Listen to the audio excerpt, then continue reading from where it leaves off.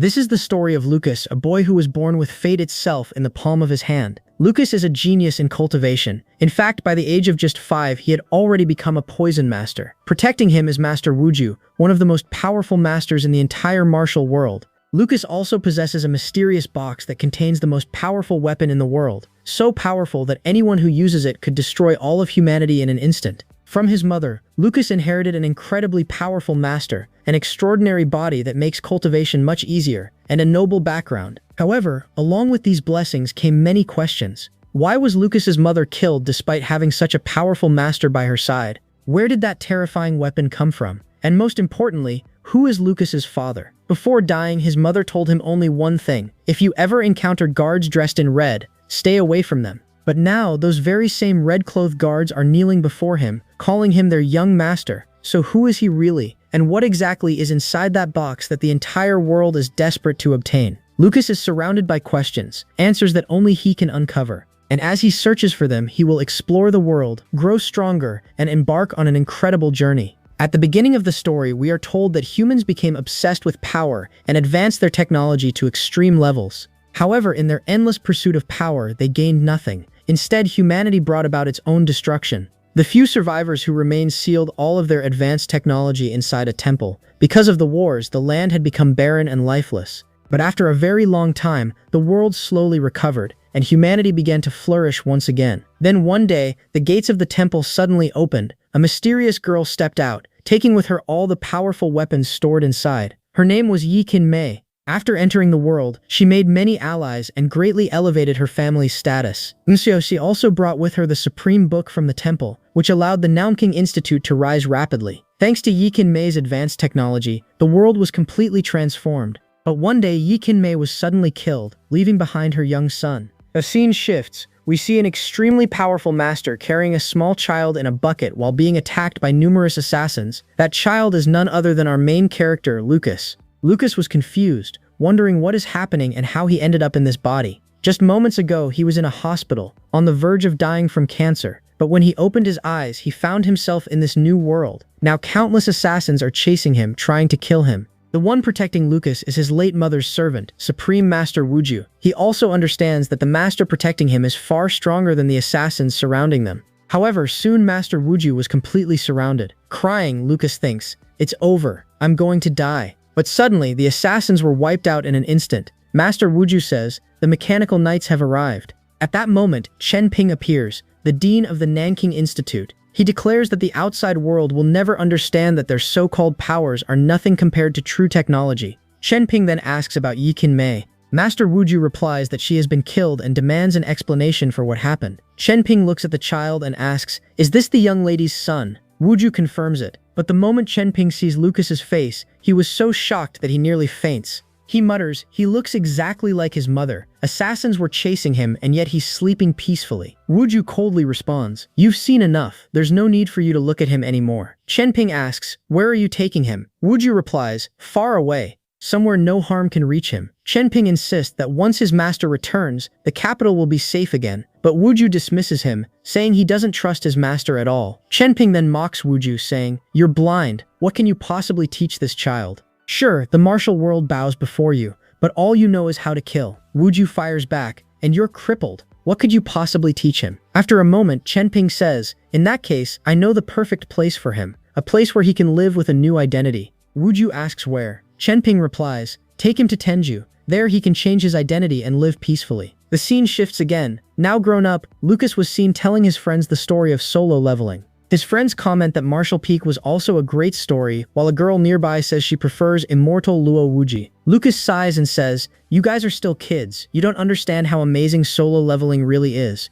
Suddenly, one of his friends runs up to him in panic and says, "Lucas, hurry home. Your butler is attacking your people." The scene shifts to Lucas's house. The butler was brutally beating the maids, demanding, "Tell me where the young master has gone." The maids beg, "We don't know. Please let us go." Then another maid says, "Maybe Gwen knows where the young master is." Gwen said, "The young master has forbidden me. I won't tell anyone where he is." The butler sneered, "Oh, is that so? Then you'll have to take the punishment." Gwen thought to herself, "The young master told me not to say anything, but this butler might beat me to death. I might not survive this." "Still," she said firmly, "beat me as much as you want. I won't say a word." The butler replied coldly, "If that's the case, I'll grant your wish."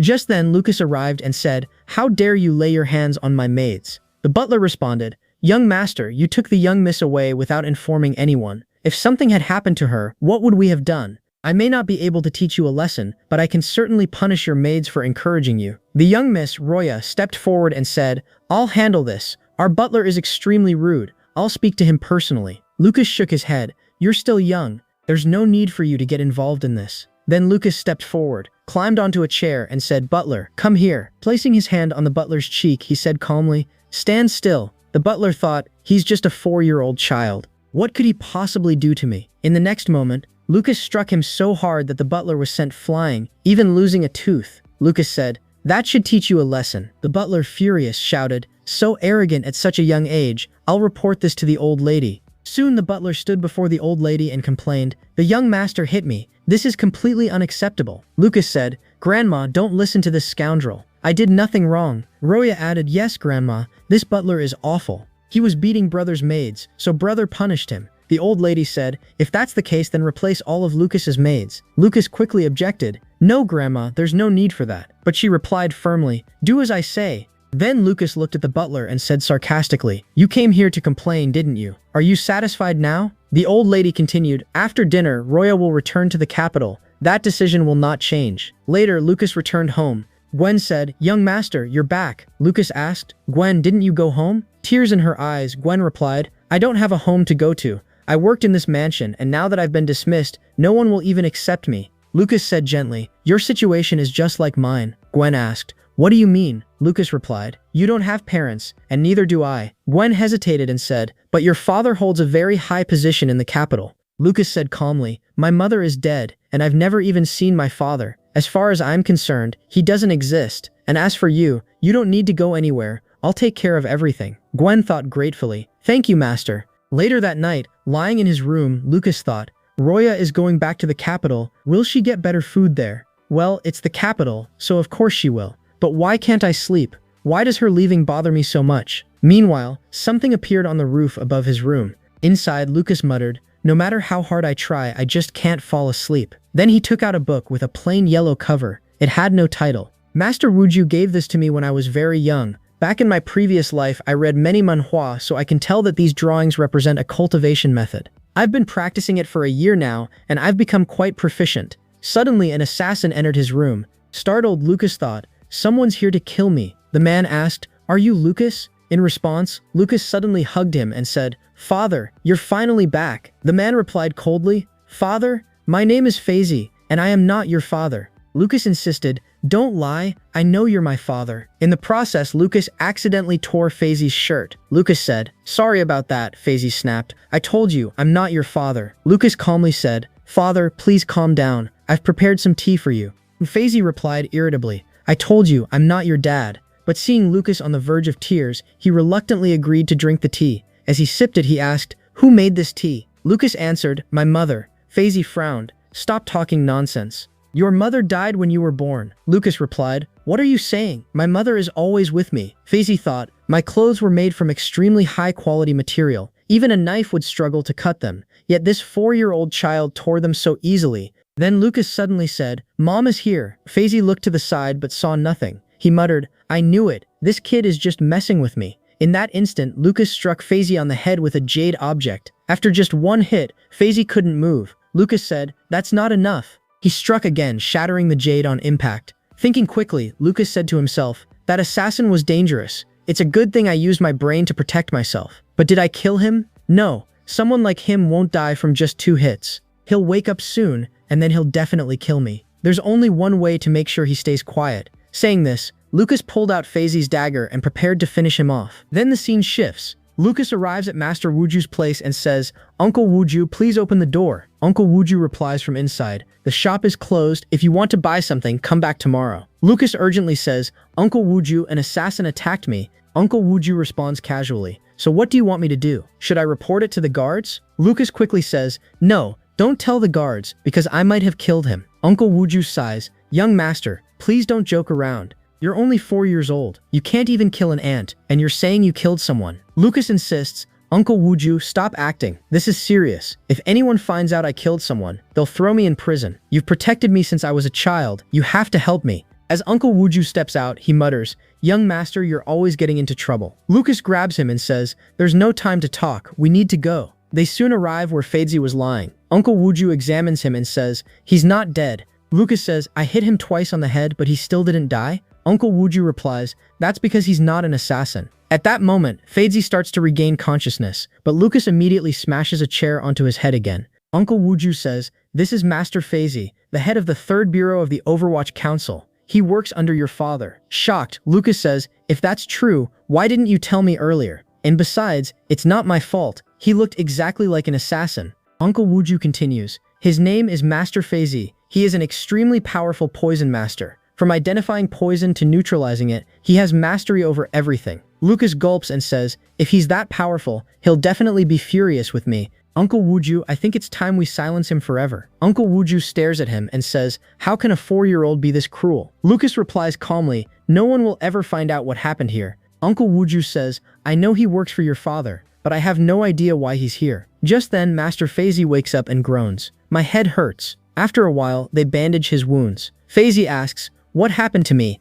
Lucas quickly says, "I served you tea and after drinking it, you suddenly got very sleepy." Fadzi frowns, "Then why is my head bleeding?" Lucas explains, "After you got sleepy, you fell over and hit your head on the table." Fadzi narrows his eyes and says, "I remember it was you who hit me." Lucas waves his hands nervously. No, what are you saying? I'm just a small child. Why would I hit you?" Fadzi mutters, "If that's true, then who attacked me?" Lucas points and says, "Uncle Wuju did." Fadzi nods. "Ah, so Master Wuju hit me. That's my mistake. I shouldn't have come here like that. Being beaten by Master Wuju is nothing to be ashamed of." Uncle Wuju immediately says, "I didn't do it. The one who hit you was the young master, and not just once, but 3 times. Lucas thinks, "I'm doomed." Fadzi looks surprised, but then says, "I never expected one of the 5 greatest masters of the martial world to be here in Tenju. It's incredible. After so many years, none of you have aged. You look exactly the same." Uncle Wuju asks seriously, "Tell me, why are you here?" Fadzi replies, "Lord Earl paid me a large sum to come here. I've been hired as Lucas's master." Lucas asks, "Did my father send you?" Uncle Wuju says, "That wasn't part of my agreement with the Lord."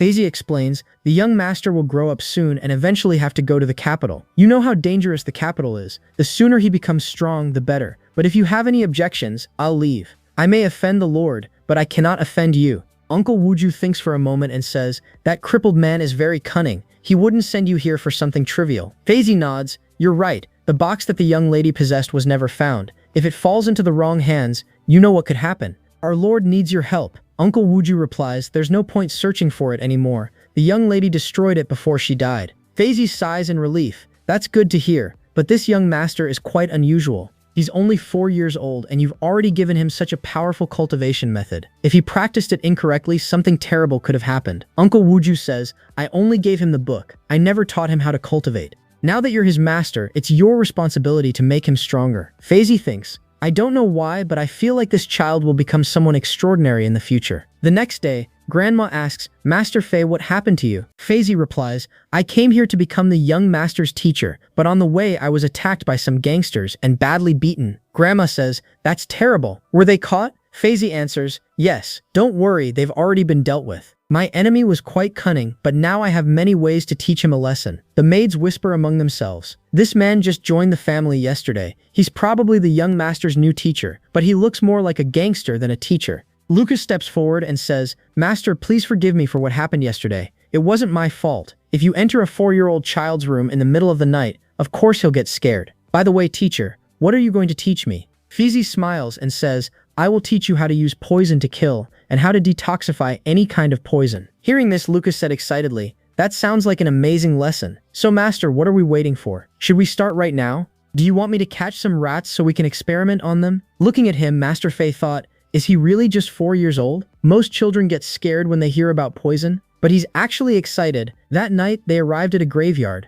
Master Fei said, "Lucas, we're in a graveyard right now." Lucas replied calmly, "Yes, master, I can see that." Trying to scare him, Master Fei said, "Now you need to dig up a grave." Lucas looked around and said, "That one looks good. We'll dig this one." "But master, I'm just a child. Digging an entire grave will be difficult for me. Why don't you help?" Master Fei handed him a shovel and said, "Stop talking and start digging." So Lucas began digging, while Master Fei sat nearby, drinking leisurely. After some time, Lucas said, "Master, it's finally done. Should we open the coffin now?" Master Fei replied, "Wait a second. Do you even know why we're here?" Lucas answered, "It's simple. We're here to perform an autopsy so I can understand the structure of the human body." For a first lesson, this is pretty impressive. Master Fei was shocked. Why isn't he scared? And how does he already know all this? Then Lucas punched the coffin and broke it open. He asked, "Master, did you say something?" Master Fei quickly replied, "No, nothing. Now it's time to cut open the corpse and find out how this person died." As Lucas picked up a knife, he suddenly hesitated.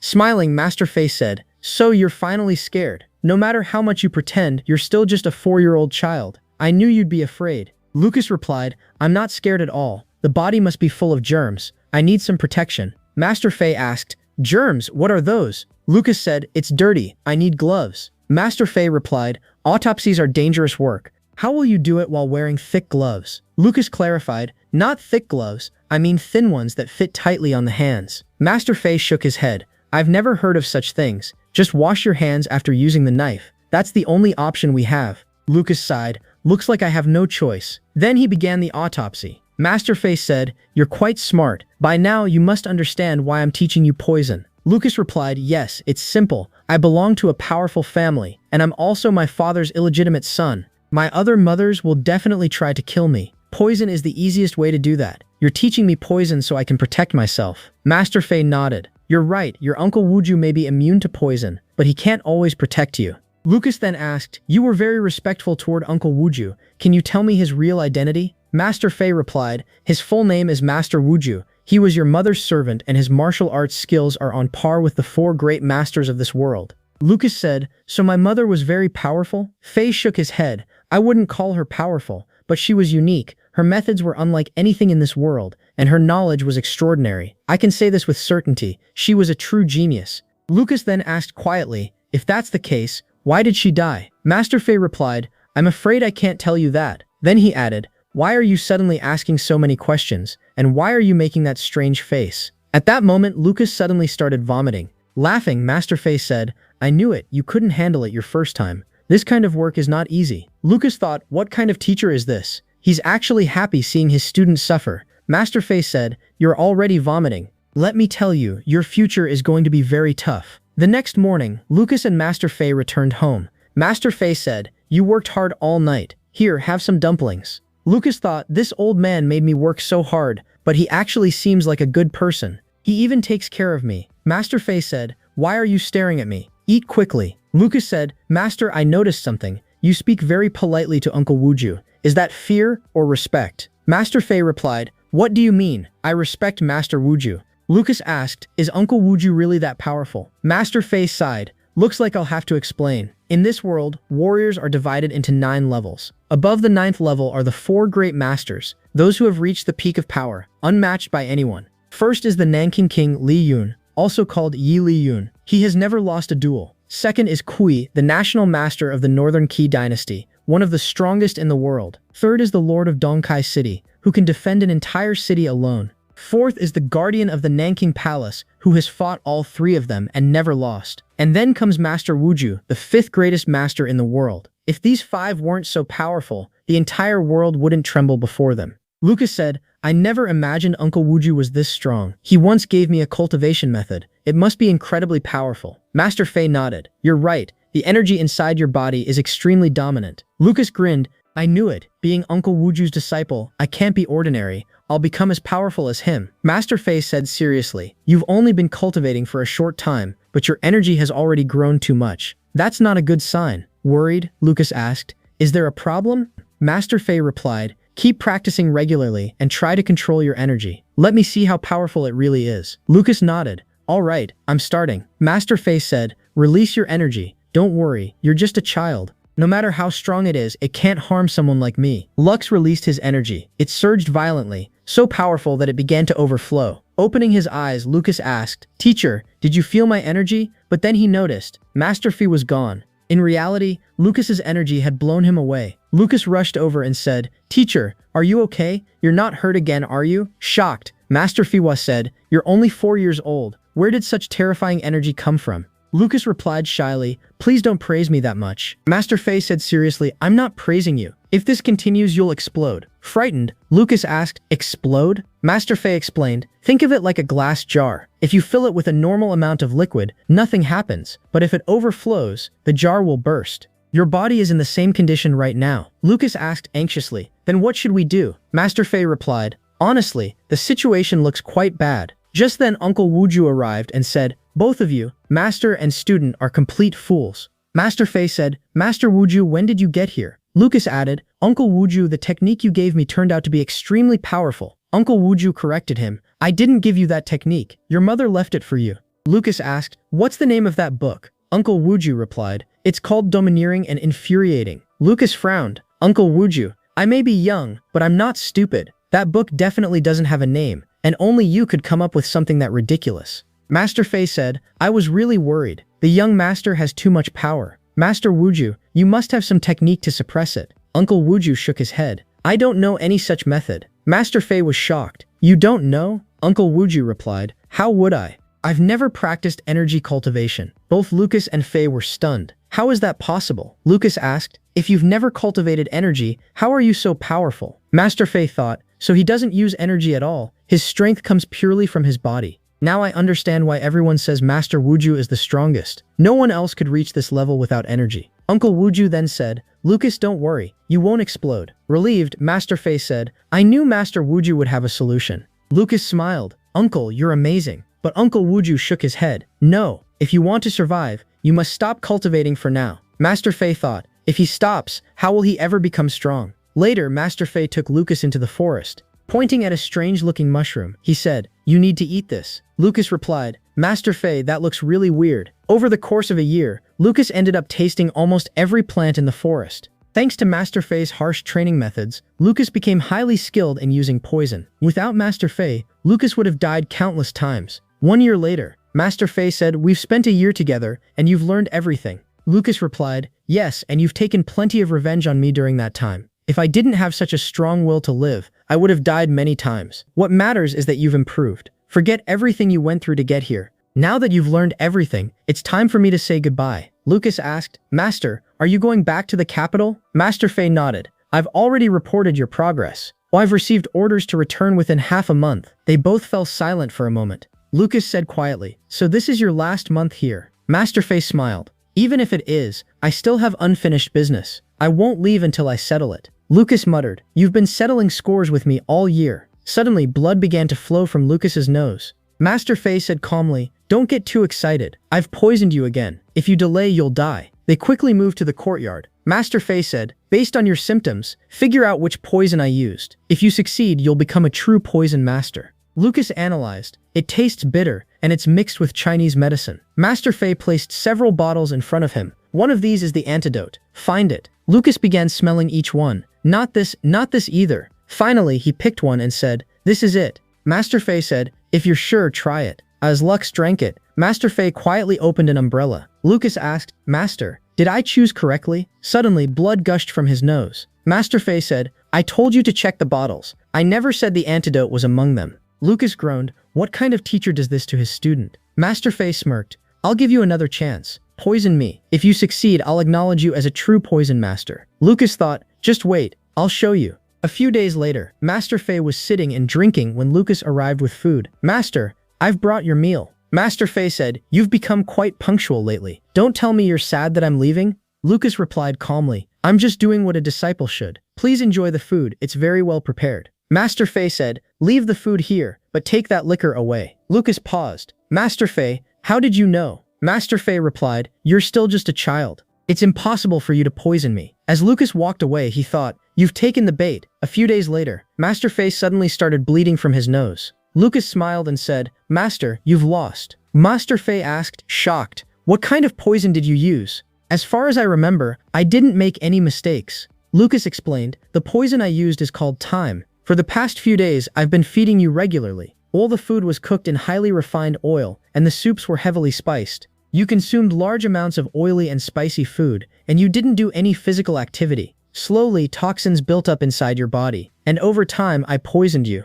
Master Fei said, I'm certain that in the future you'll discover new ways to use poison and take the art of poison mastery to a whole new level. Lucas asked eagerly, so Master, does that mean I've become a poison master? Nodding, Master Fei replied, yes you have. Hearing this, Lucas was overjoyed. At just 5 years old, I've already become a poison master. Soon after, they arrived in the forest. Master Fei said, it's time for us to part ways. I've truly enjoyed this past year. Lucas replied, since childhood there was only one person I trusted, Uncle Wuju. Master Fei nodded, and he is worthy of that trust. Lucas continued, but now, I've found someone else I can trust just as much. You, Master Fei. Please don't forget me, or this place. Master Fei smiled faintly. It would be hard to forget you. Then he handed Lucas a name tag and said, keep this safe, it will be useful to you someday. The dean sent it for you. Lucas looked at it and said, this is a secretary position? Is it something important? Master Fei replied, it originally belonged to your mother. That's why it's being given to you.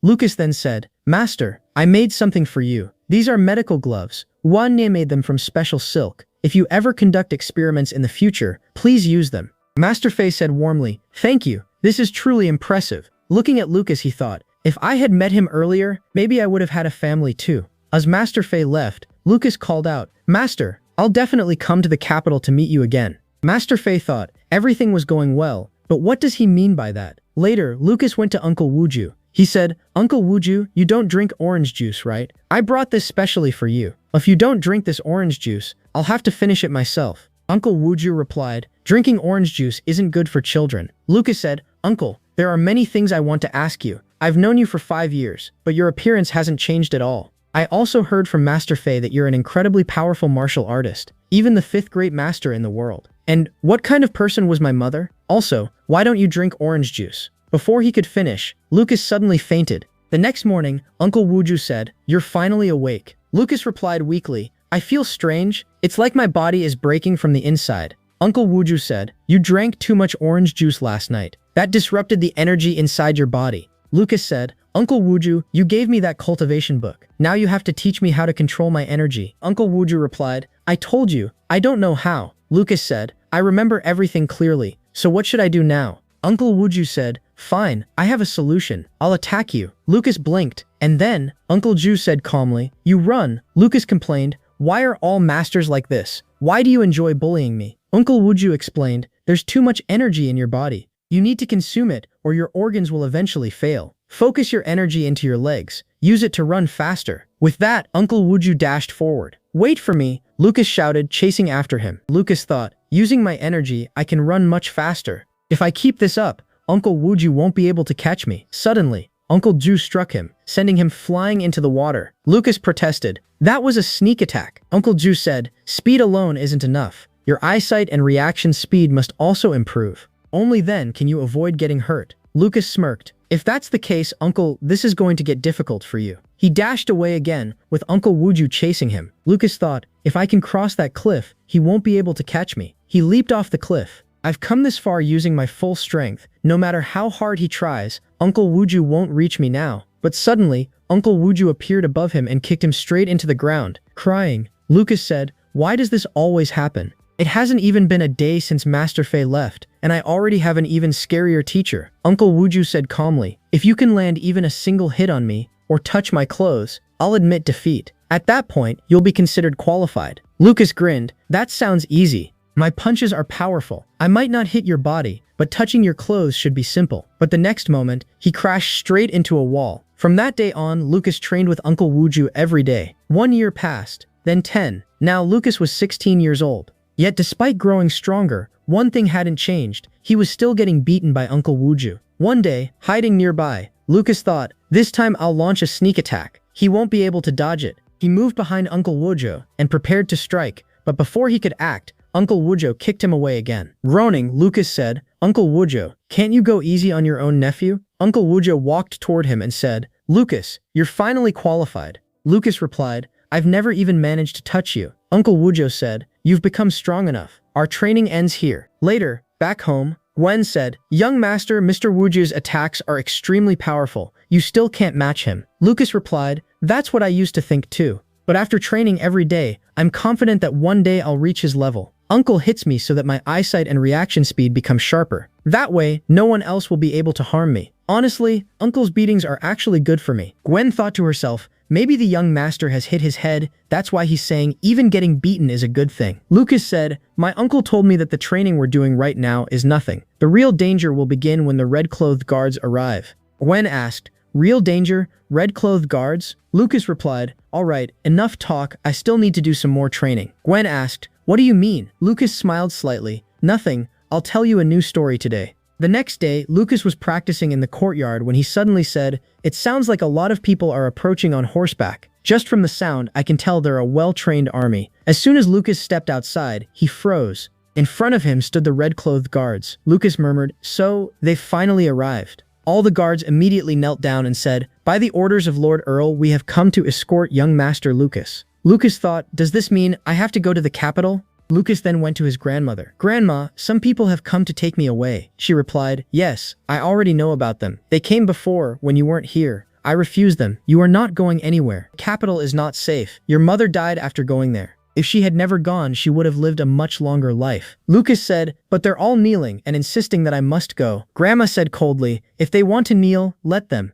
Even if they die here, just bury their bodies. Lucas thought, Grandma is incredibly dominant. He said, all right, Grandma, I'll go. Just then, she accidentally cut the cloth she was holding and muttered, everything is ruined, the cloth and our lives. After that, Lucas went to Uncle Wuju. He said, Uncle Wuju, I have a serious question and only you can answer it. Uncle Wuju replied, you're wondering whether you should go to the capital or not. Lucas was surprised. How did you know? Why do they want to take me there? I want to go, but I'm also scared. You said my mother died in the capital. Does that mean someone there might try to kill me too? Uncle Wuju said calmly, don't worry. I'll go with you. Lucas asked, what do you mean? Uncle Wuju replied, I'll go to the capital with you. Relieved, Lucas said, I see. Then I have another question. How do you still look the same as you did years ago? Hearing this, Uncle Wuju fell silent. Later, at dinner, Lucas asked, has Grandma eaten? The butler replied, no, she's been busy reading a book. Lucas said, all right, I'll start eating. He tasted a small portion of every dish,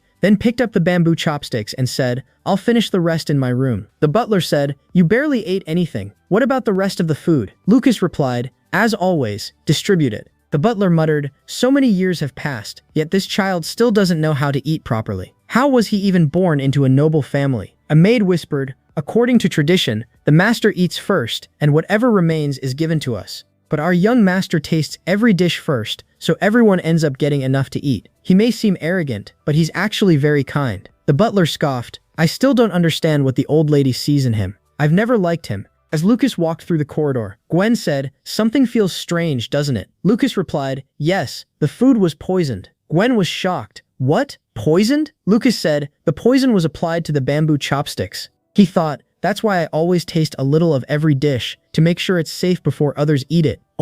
Good thing I did, otherwise everyone could have died. He took out a powder from his drawer and consumed it, forcing himself to vomit everything he had eaten. Gwen, panicking, said, young master, are you all right? I'm really worried. Lucas said calmly, the poison was very weak. It wouldn't be enough to kill someone easily. This poison is called cat button. It's commonly used by members of the Overwatch Council. It comes from a fruit found on Savage Island, and its juice can be mixed into food without being noticed. It weakens the body, making it easier to kill the target later. If I had gone to sleep after eating, I would have definitely died. It has a slightly bitter taste, which means the person who poisoned me is highly skilled. They masked the flavor perfectly. Then Lucas asked, Gwen, do you know where those bamboo chopsticks came from? Gwen replied, they were delivered by Laha's nephew. Lucas frowned. But Laha always delivers the food himself. Where did this nephew suddenly come from? Gwen said, he told us Laha was unwell, so he came instead. Is something wrong? Lucas thought, I know Laha well. He doesn't have any nephew. Lucas thought, that man must be the assassin. He poisoned me, but didn't try to kill me immediately. What is he planning? Gwen asked anxiously. Young master, where are you going? Are you fully recovered? Lucas replied, I'm fine. I'm just going out for a while. Gwen said, can I come with you? Lucas shook his head. Where I'm going could be dangerous. Stay here. He thought, now that I know where he might be, I won't let him go. I'll deal with him personally. Lucas then rushed toward Lahoa's house. When he arrived, he saw Lahoa tied up. Clearly someone had restrained him. Lucas thought, the assassin didn't kill Laoa. Let me see who that person really is. As he untied Laoa, Lucas asked, who did this? Laoa replied, young master, I don't know anything. Then suddenly he shouted, young master, behind you. An assassin attacked from behind, but Lucas reacted instantly and struck back, knocking him away. Lucas said coldly, "So, you're the one who poisoned me?" The assassin replied, "Yes, that was me." It was revealed that his name was Tang Saijing. Tang moved forward to attack again, but Lucas raised his hand and said, "Wait a second." Then he told Luoha, "Stand back or you'll get hurt." After that, Lucas said, "Now I'm ready to fight." Tang sneered, "You're just an ordinary human. You're going to die." He threw several kunai at Lucas, but Lucas blocked them with precise movements. Then Lucas rushed forward to attack, but Tang dodged and continued throwing hidden weapons. Dodging the attacks, Lucas said, "You sure have a lot of hidden weapons." Tang replied, "I won't stop until you're dead." Meanwhile, from a rooftop nearby, Uncle Wuju watched the battle from a distance. The two fighters were evenly matched, but soon they clashed head-on. Lucas said, "Your dagger was poisoned." Tang replied, "You've already lost. You're young yet incredibly strong for your age. If you had survived, you would have become a powerful master. The poison I put in your food weakened you, and the poison on my dagger will finish you." Lucas frowned. "That's not fair. You're cheating." Tang replied coldly, "I'm an assassin. Right and wrong don't matter to me. My job is to kill, and I'll do whatever it takes." Suddenly, Lucas started laughing. Tang said, "What's so funny?" At that moment, blood began to flow from Tang's nose. He collapsed to the ground. Shocked, Tang asked, "Was your dagger poisoned too?" Lucas replied, "I've been exposed to poison since I was a child. Ordinary poison doesn't affect me anymore. If you want to kill me, you'll need much more than this." He then placed his weapon against Tang's throat and said, "Now tell me, who sent you? You poisoned my food, but only with a small dose. You knew it wouldn't kill me. Why?" Tang replied, "I came to kill you, but I didn't want any innocent people to get caught up in it." Lucas said, "You're an assassin, but you sound like a decent person. Now tell me, who sent you?" Tang replied, "I was sent to eliminate a traitor." Shocked, Lucas said, "A traitor? Me?" Tang said, "Even if I die, you will still die, whether by my hands or someone else's. I belong to the Inspection Institute. Anyone we target, not even the gods can save." Lucas said, "Your superior, 3rd Division leader Master Feizi, was once my teacher." Surprised, Tang said, "Master Feizi was your teacher?" Lucas replied, "I'm only 16. My mother died when I was born. I've lived as an illegitimate son, and I've never even met my father. I've never left this city. Do you really think someone like me could be a traitor?" Tang paused, then said, "You're right, someone like you couldn't be a traitor." Lucas said, "This is all your mistake. You came here to kill me without knowing the truth." Tang nodded. "I understand now. Someone must have framed you and wants you dead." Lucas then turned to leave. Tang called out, "You're just going to leave? You're not going to kill me?" Lucas replied, "It was a misunderstanding. Why would I kill you?" Tang said, "Someone wants you dead. Even if you spare me, they'll send more assassins." Lucas replied calmly, "I've already let you go. What happens next is up to you." Then he asked, "One more thing. Security in my mansion is strict. No one can enter easily. Who helped you get inside?" Tang answered, "The butler of your mansion." Later, Lucas returned home and had the butler tied up. Crying, the butler said, "People from the Inspection Institute came to kill you. I didn't want anyone else in the family to get hurt, so I let you go outside. Everything I did for this family." Grandma said coldly, "Oh? So everything you did was for the Feng family?" The butler continued, "I was following orders from your father's second wife. If Lucas reaches the capital, he'll fight for the inheritance. He's talented. He might even take everything. That's why it was better to eliminate him." Grandma stood up and said, "Lucas, your biggest flaw is that you're too soft-hearted." Lucas said, "Grandma, do you believe him?" Grandma replied, "Lucas, you've grown up, but you still haven't learned one thing, how to be ruthless." The butler said, "She's right. Lucas should be killed. Only then will everyone be safe." Grandma said coldly, "Break his legs, put him on a small boat and send him out to sea. He'll never reach the shore. He'll die there slowly." While the butler begged, "Grandma, please don't do this. I did everything for the family." "I know you don't like Lucas either. You're just pretending," Grandma asked. "Lucas, what are you going to do now?" Lucas replied, "The second lady has already sent people to kill me. When I reach the capital, I'll remember everything she's done, and I'll repay her properly." Grandma said, "I'll send a letter to your father and ask him to investigate this matter." Lucas shook his head.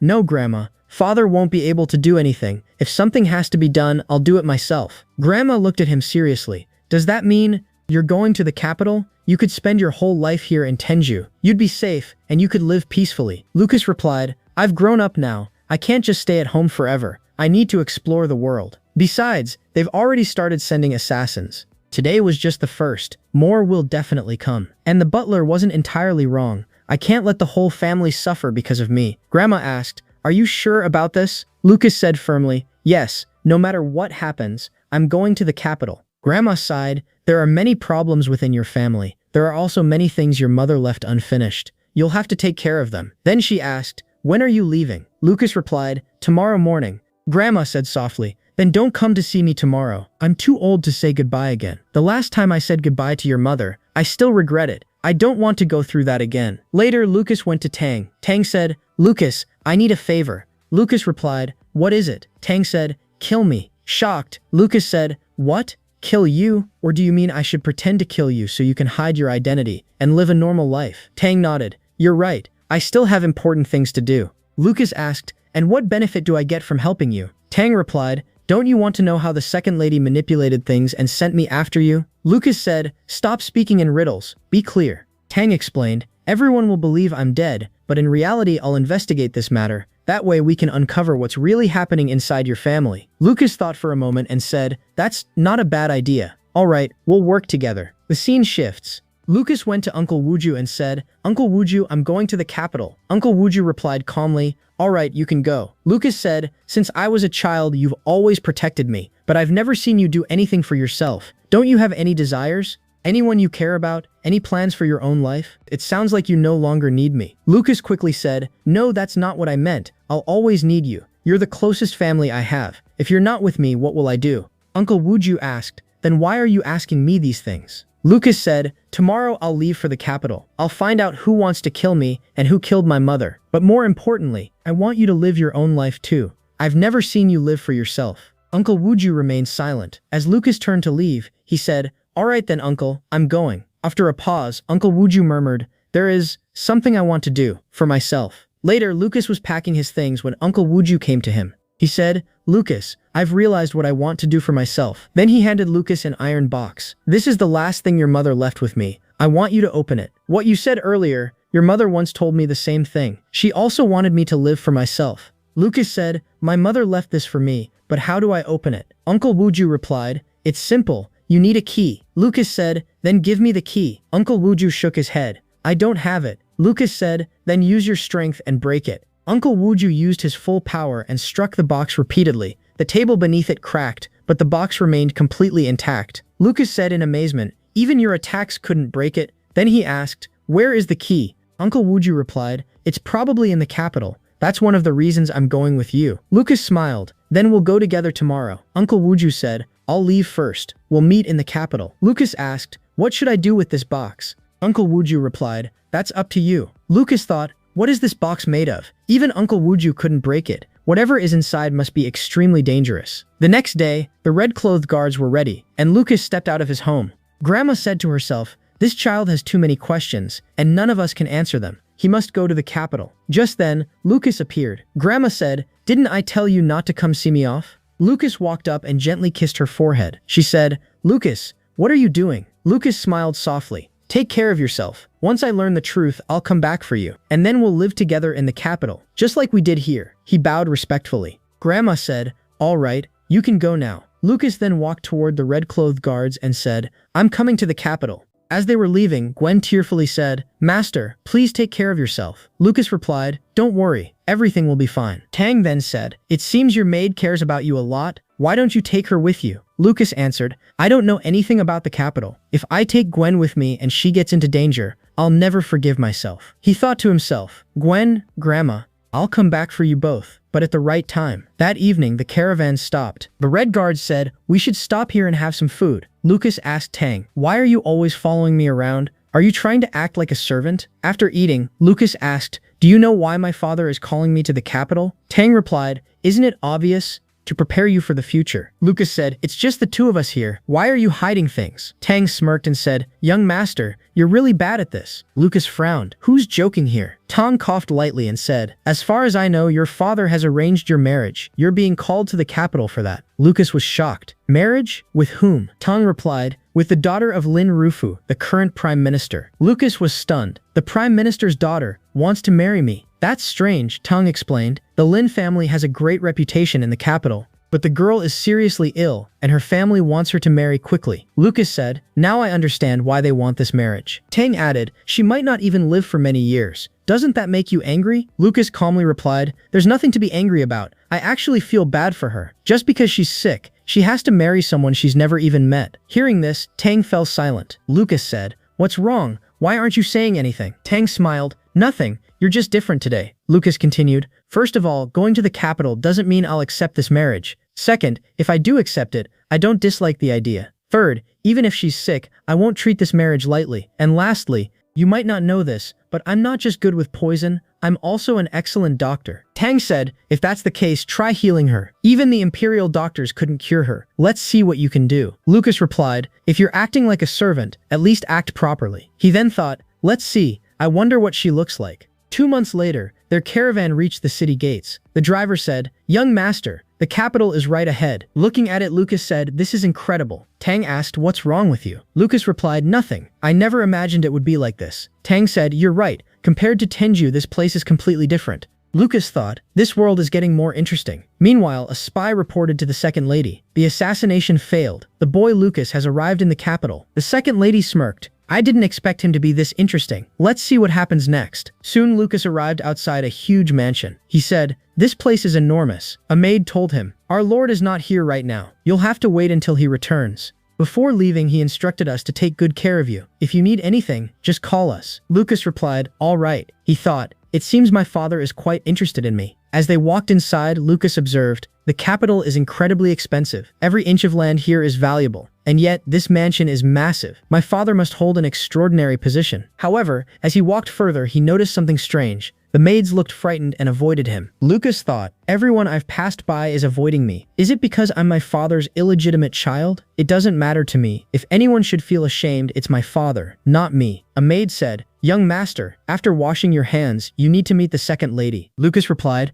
"All right, I'll be there." As he washed his face, one of the maids looked shocked. Another maid said, "Young master, please follow me. I'll take you to the second lady." Lucas thought, "Now I understand. The capital is nothing like Tenju. Just being polite to maids surprises them." And with that, Lucas stepped forward to meet the second lady. The maid said, "Young master, please wait here for a moment." After saying this, she went inside the main hall. Lucas thought, "She didn't take me inside the hall, she made me wait outside instead." So Lucas waited. A lot of time passed. He thought, "They're making me wait on purpose to show that I'm just my father's illegitimate child. If they want to play games, I'm a better player than them." Then Lucas calmly brought a chair and sat down. The maids started whispering, "Look at that young master. He's quite arrogant. He's sitting on a chair right in front of the second lady's hall." Lucas said casually, "This chair is quite comfortable." Another maid said, "In our family there's a rule. Before the elders arrive, the younger generation must stand properly with their hands folded. If the second lady sees this, she'll be very angry." Just then, the second lady, Ruyu, arrived. Walking toward Lucas, she said, "If you were tired, you could have rested a bit." Lucas looked at her calmly, then smiled and said, "Hello, aunt." Soon they both went inside the hall. Ruyu asked, "How is the old lady in Tenju?" Lucas replied, "She's doing well. A few days ago, an assassin came to my house, but fortunately everyone survived. Other than that, everything is fine. Thank you for your concern." Ruyu thought, "This boy is definitely not a fool." Lucas added, "I've also been doing quite well lately." He thought, "She looks very annoyed just seeing me. To her, I'm someone who shouldn't even exist." Ruyu then said, "Your father works in the household affairs department. Now that you've come to the capital, would you like to prepare for the imperial examination, or will you directly ask for a position?" Lucas replied, "I'll do whatever father decides. I don't know much about the family affairs yet, so I can't say anything for now." "By the way, when will father return?" Ruyu said. "He will return soon." After that, there was a brief silence and tea was being prepared. Suddenly, someone came running. The maid said, "Young miss, please don't run, you might fall." The door opened and Roya rushed in, saying, "Brother, you're here."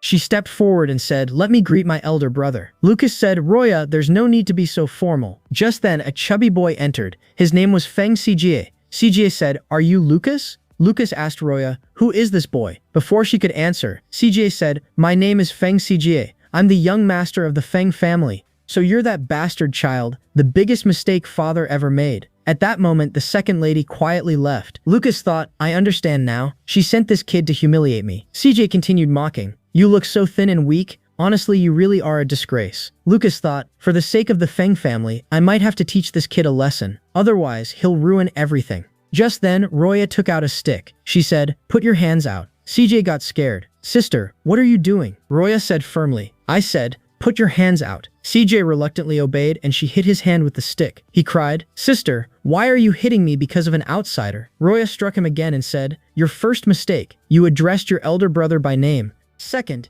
you need to remember which family you belong to and how to behave with your elders. If you trouble him again, your punishment will be worse. Then she asked, Brother, I'm right, aren't I? Lucas replied, Yes, you are. CJ ran away crying. Roya sighed. Whenever he cries, he runs straight to his mother. Lucas asked, Is he always like this? Roya said, He's completely spoiled. There's nothing we can do about it now. Lucas thought, Why do I have such a useless younger brother? Then he asked, Roya, tell me something. How were you able to punish a young master like that? Roya replied, Father gave me the authority. Lucas said, Things here are quite different from what I expected. Roya asked, Are you talking about household matters? Lucas replied, I'm talking about the distribution of power within the family. Roya said, I do hold quite a bit of authority in this family. Lucas responded, But your authority ultimately depends on one person. Roya said, The person you're referring to is our father. They both fell silent for a moment, then smiled. Roya said, We've been exchanging letters regularly, but it's been a long time since we've sat and talked like this. Lucas replied, I'm really glad to see you doing well. Otherwise, I used to worry a lot about how you were managing in the capital. Roya said, Thank you for your advice, brother. Without it, the family wouldn't be this peaceful.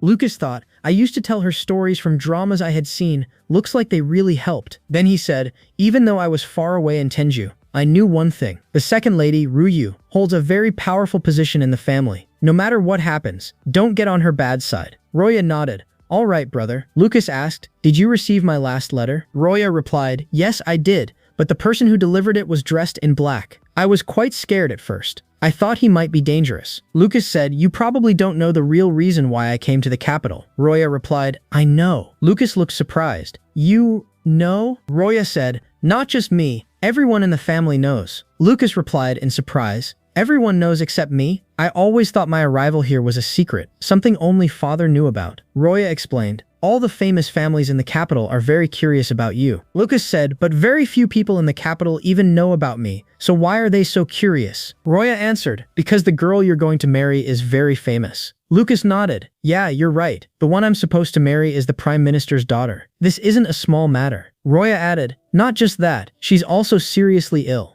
The narrator explains that for the past 10 years, the kingdom has been relatively stable. The current ruler is considered one of the wisest in history. However, the bureaucracy is deeply corrupt. Nothing gets done without bribery. The prime minister is especially cunning. When Lin Rufu, the prime minister, was born, he was poor and didn't belong to any noble family. But through intelligence and strategy, he rose to a very high position within a few years. On the surface, he appears to be a good man, but that's far from the truth. Lucas said, So according to you, Miss Lin is an illegitimate daughter, and also the Prime Minister's weakness? Roya replied, Yes. It's strange, but news about her being his illegitimate daughter had already spread earlier. Lucas asked, Already? Is he the one who sits on the dragon throne? Roya explained, After that news spread, people thought the prime minister had angered the king and that's why the truth was revealed. But later, the emperor himself stepped in and suppressed the matter, silencing everyone. But your reaction is unexpected. Even after knowing she's illegitimate, you're not angry at all. Lucas said calmly, I'm not going to show my weakness by reacting emotionally. I just want to ask him why he's arranging my marriage with someone like her. Just then, someone announced from outside, The Lord has arrived. As Lucas stood up, he said, Roya, we'll talk later.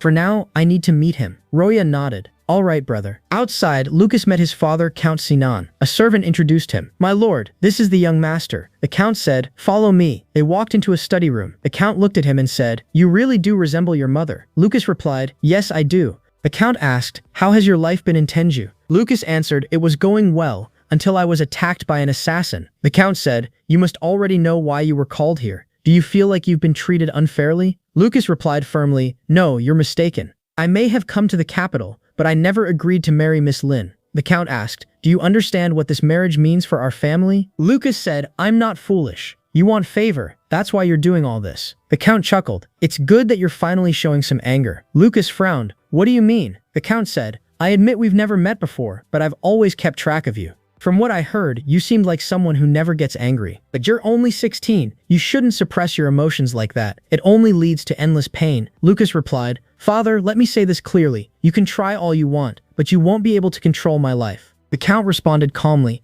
I have no interest in controlling your life. I simply want you to marry the Prime Minister's daughter. It will greatly strengthen our family status and benefit everyone. Lucas said firmly. I won't do it just because you say so. And if you think I'm lying, you can try forcing me. There was a brief silence. The Count sighed. Why don't you understand? Miss Lin is a good girl. She would be perfect for you. This isn't about Lin Rufu. We're doing this for your sake. Lucas thought, he doesn't seem like he's lying. The Count continued, do you really think I would use my own child just to maintain my status? Lucas replied, if that's not the case, then why are you forcing me into this marriage? The Count finally said, it seems I'll have to tell you everything. Miss Lin's mother is none other than the eldest princess, the emperor's younger sister. The eldest princess never married, but she manages all royal business. She has contributed enormous wealth to the nation and still controls vast resources. Now do you understand why I'm insisting on this marriage? Lucas thought. I see. The prime minister must have had an affair with the eldest princess. That's probably how he rose to power. He's truly cunning. The Count added, the eldest princess has only one daughter, and since the emperor has no interest in royal business, whoever marries her daughter will essentially gain control over all royal assets. Lucas asked, the business she manages, wasn't it once part of our family? The Count nodded. You're right. That entire royal business originally belonged to your mother. What you'd be doing is reclaiming what was once yours. Lucas said, Father, I understand your intentions now. I know you're not acting with bad intentions, but do you really believe I can reclaim my mother's business through this method? The Count replied confidently, if I'm telling you all this, it means I already have plans in place. Don't forget, your father is also a treasury official. I know very well how to handle money. However, that sly Lin Rufu has doubts about this marriage. That's why I expect you to prove your worth to everyone. Lucas then asked, everything else makes sense? But why is Lin Rufu so reluctant about this marriage? The Count said, the Feng family is one of the most powerful families in the capital. Lin Rufu, on the other hand, lead the bureaucrats. If a marriage happens between our two families, it would benefit both sides greatly. However, I'm still worried because the emperor might become suspicious of my intentions. Lucas replied, I understand. What you're saying is that we haven't agreed to this marriage yet. It's just a one-sided idea from the Feng family. The Count frowned. What do you mean by that? Then he added seriously, remember this. No one must know about what we discussed today. If you're aware of royal secrets, you must keep your mouth shut. Otherwise, you'll die for nothing. Lucas said calmly, don't worry, I've survived since childhood without making mistakes, and I value my life too much to act carelessly. After that, Lucas returned to his room. He thought, after today's conversation, it feels like my father genuinely cares about me. Then he sighed inwardly, but I'll think about all this later. Right now, am I really going to marry a girl who is seriously ill? Why do I feel like I'd be deceiving her? That's just wrong. Her life is already tragic. His thoughts shifted, and this strange box, where is its key? I learned so much today that I can't even sleep. I'm completely restless. Meanwhile, the Count was deep in thought. Kinmei, your son has turned out just like you, smart and confident even at such a young age. Chen Ping was against bringing Lucas here, but while he was away on vacation, I summoned Lucas anyway. Someone has assured me that no matter what happens, the family property will return to him, and it rightfully should. Everything his mother earned belongs to him, and I don't need to worry. There's no one in this entire country who can kill Lucas. The next day, Roya handed Lucas something to eat and said, brother, try this. As he tasted it, Lucas said, why is this so sour? CJ watching them thought, what's going on? My sister is famous for being cold and distant in front of others, but with Lucas she's acting so friendly. Does he have some kind of power that changed her? CJ said, I only brought you along to show you around the city for my sister's sake. Lucas replied, kid, why are you even following us? CJ snapped, I'm not a kid. I'm the most outstanding young master of the Feng family. Lucas smirked. Then why do you look so nervous? Are you afraid that I'll take all your family's property and leave you with nothing? CJ immediately complained, sister, he's bullying me again. Why aren't you saying anything? Roya calmly said, what he said isn't wrong. As they walked ahead, CJ suddenly said, I smell something delicious. There must be a restaurant nearby. Let's go check it out. A guard pointed, young master, there's a restaurant right ahead. You can eat there comfortably. CJ ran ahead excitedly. I'm starving. At that moment, an old woman approached Lucas and said, young man, you look quite smart. Would you like to buy some books? These haven't even been published yet. They're fresh copies. Lucas asked curiously, are they Japanese, Western, or some new type of manhwa? The old woman didn't understand his words and simply said, this novel is already very popular in the capital. Buy it before it sells out. It's excellent. Lucas glanced at the title and was shocked. The name Magic Emperor. This is the same story I told Roya in my childhood. How did it appear here? He immediately opened the book and started reading. The old woman smiled. Young master, this is just the beginning. The more you read, the more you'll enjoy it. It's truly amazing. Lucas paid her and bought the book. Roya asked, brother, what were you doing outside? CJ added, I saw from the window. He bought a book. Roya said, you bought a book? Lucas asked. Roya, do you remember the story I told you when we were kids? Magic Emperor? Roya nodded. Yes, I remember. Lucas showed her the book. As she read, she said in shock, Brother, I'm reading this for the first time. But who copied this? Lucas said calmly, Relax, I'm not blaming you. He thought, I only told her those stories so she could impress her friends. I never imagined they'd be published and sold like this. Roya said, maybe Princess Rogia copied it. She visited me once and saw the book you had written for me, but I never thought she would publish it, and that it would become so popular across the capital. Lucas thought, first it reached the palace, then spread everywhere. Someone must have deliberately pushed this. CJ suddenly asked, you wrote this book? Lucas replied, yes. Is there a problem? Excited, CJ said, so Magic Emperor was written by you? Lucas smirked, looks like you've read it. CJ quickly denied, no, not really, I just skimmed through it, but it was really good. Lucas teased, just skimmed, or actually read it properly. CJ said, the poems were amazing, that's why I looked at it. Lucas laughed, judging by your reaction, it seems you're finally acknowledging me as your elder brother. CJ replied, if you write books like this, you can earn a lot of money. Now I understand why my sister admires you so much.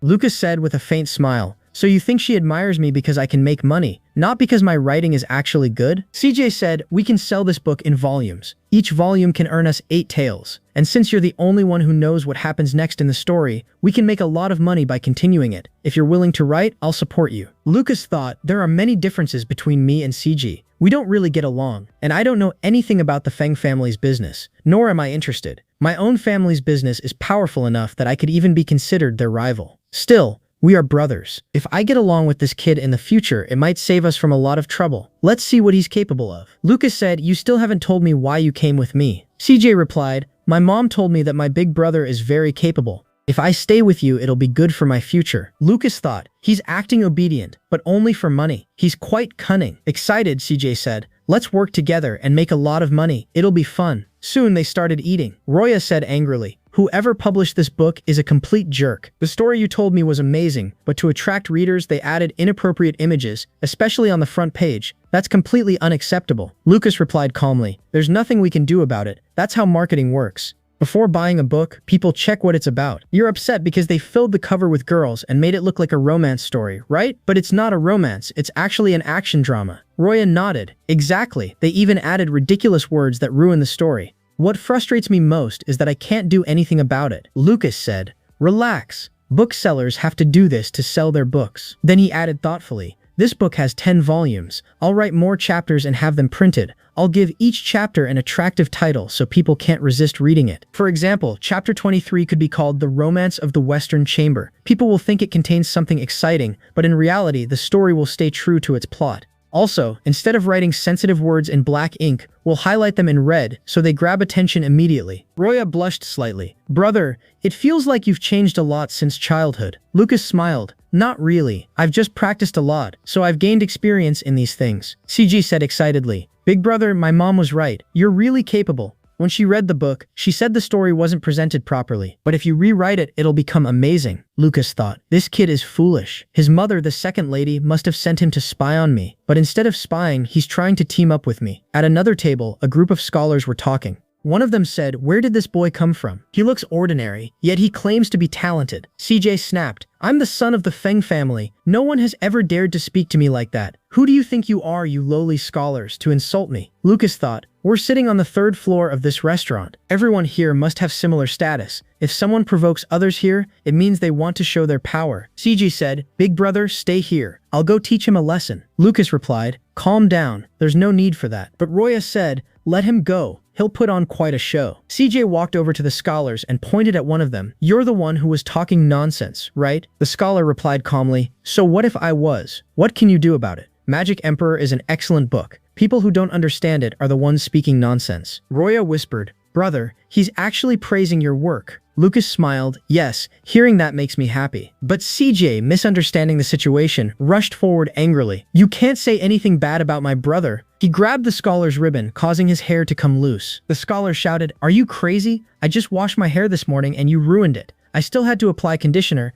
Now I'll have to go home again. CJ said angrily, you should have thought about that before insulting me. Just as CJ was about to punch him, someone grabbed his hand. CJ shouted, "Let go! How dare you touch me?" The man behind him said coldly, "Throw this brat out. He's ruining our mood." A guard lifted CJ and threw him aside. CJ thought, "I'm going to get seriously hurt." But suddenly, Lucas stepped forward and caught him mid-air. Lucas said calmly, "You insulted us first. Then when my younger brother came to talk, you attacked him without any regard." One of the men looked at Roya and said, "Isn't that Miss Feng, the most talented woman in the capital?" Another added, "And this boy, could he be the Feng family's young master?" Someone else muttered, "No wonder he's so arrogant. He's Count Sinan's son." Lucas looked at them and said, "Tell me, who are you?" The man replied, "His name is Guo Baokun. His father works in the palace." Guo Baokun said coldly, "Just because you belong to the Feng family, you look down on others. That's unacceptable for ordinary people like us." Lucas said, "So you're saying that we're not gentlemen? The one who attacked you from our side is just a 12-year-old child who hasn't even entered college yet. So his foolishness is understandable. But you, even after becoming a scholar, are acting foolishly. What should I call you then?" "Someone even more foolish than a 12-year-old. One of the men angrily replied, "Your Feng family has quite some nerve to speak so arrogantly in front of scholars." Lucas said calmly, "I'm not defending myself. You were sitting here with other noble families' children, enjoying yourselves. But you got so intoxicated by power that you forgot your limits and started bullying others for no reason. And now that someone has shown you your place, you feel offended. Remember this. Scholars here are often treated like tools. The emperor uses them and then throws them aside, leaving them with nothing." Hearing this, Guo became furious and ordered his guard to attack. The guard rushed forward and threw a punch at Lucas, but Lucas easily dodged it, deflected his arm, and delivered a powerful punch straight to his face.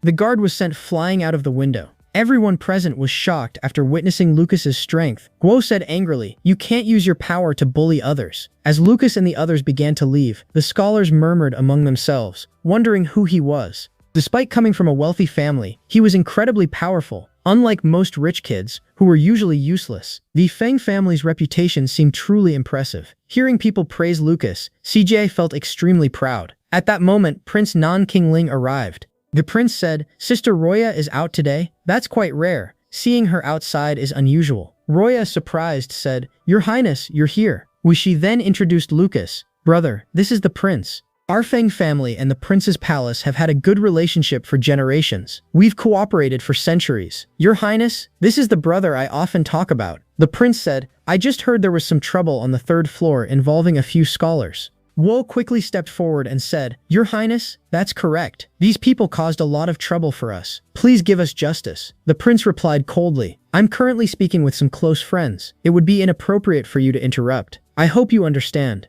Hearing this, Guo became frightened and hurriedly left. The prince then said, "I was simply curious, so I asked." Lucas replied, "Anyone can write, and most people here are scholars who can create decent stories. But I have something others don't. True talent." The prince asked, "What do you mean?" Lucas said, "In the past, people with real ability were called talented. But nowadays, if someone attends a banquet and makes a few connections, they're labeled talented. In my opinion, that means nothing. Most so-called talented people today have no real intellect. They're scholars only in name, wasting their money in brothels while all their brains are left with the women there." Hearing this, many of the scholars felt offended. The prince smiled and said, "You're absolutely right, brother. You're a very interesting person. If you ever have time, come visit me. We can sit and talk. It would be quite enjoyable." After that, Lucas and the others left the restaurant. Outside, they saw Guo waiting for them. Annoyed, CJ said, "Why are you still here? Didn't you leave yet?" Lucas asked, "What is it now? Why are you standing here?" Guo bowed and said, "Please forgive me. I always believed I was powerful and didn't need to bow to anyone.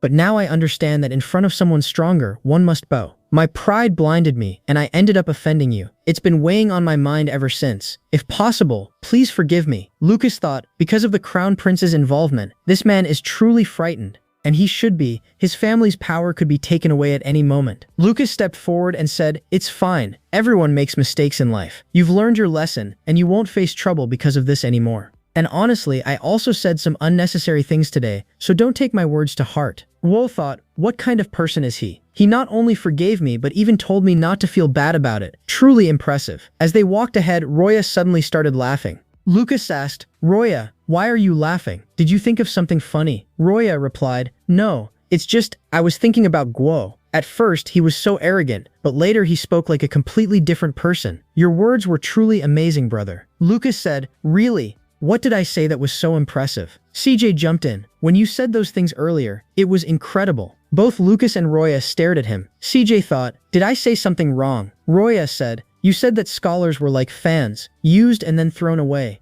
Lucas sighed, I was just angry at that moment. You know I'm usually calm, but I can't stand watching my younger brother get beaten by someone else. Roya said, you didn't do anything wrong. Those scholars provoked us, and you defeated 3 of them alone. That's impressive. Everything you said today was remarkable. Lucas replied, don't call it talent. I don't like that word. He added, if you want to move forward in life, choose to stand with someone wise. Roya said, brother, what are you talking about all of a sudden? Meanwhile, CG thought, they've completely forgotten about me. Soon, they reached their carriage. After Roya and CG got inside, Lucas said, you two go home, I'll come later. CG protested, I wanted to go shopping with you. Roya said, we should listen to brother. He told us to go home, so let's go. The carriage began to move, while CG kept complaining, sister, I wanted to go too. Suddenly, the sound of him getting hit could be heard. Lucas thought, everything that happened today was because of CG. This street was full of restaurants, and Roya even suggested going somewhere else. But CJ dragged us here. The scholars were indirectly praising me, and Roya didn't mind that. But CJ picked a fight for no reason and even attacked them despite being warned.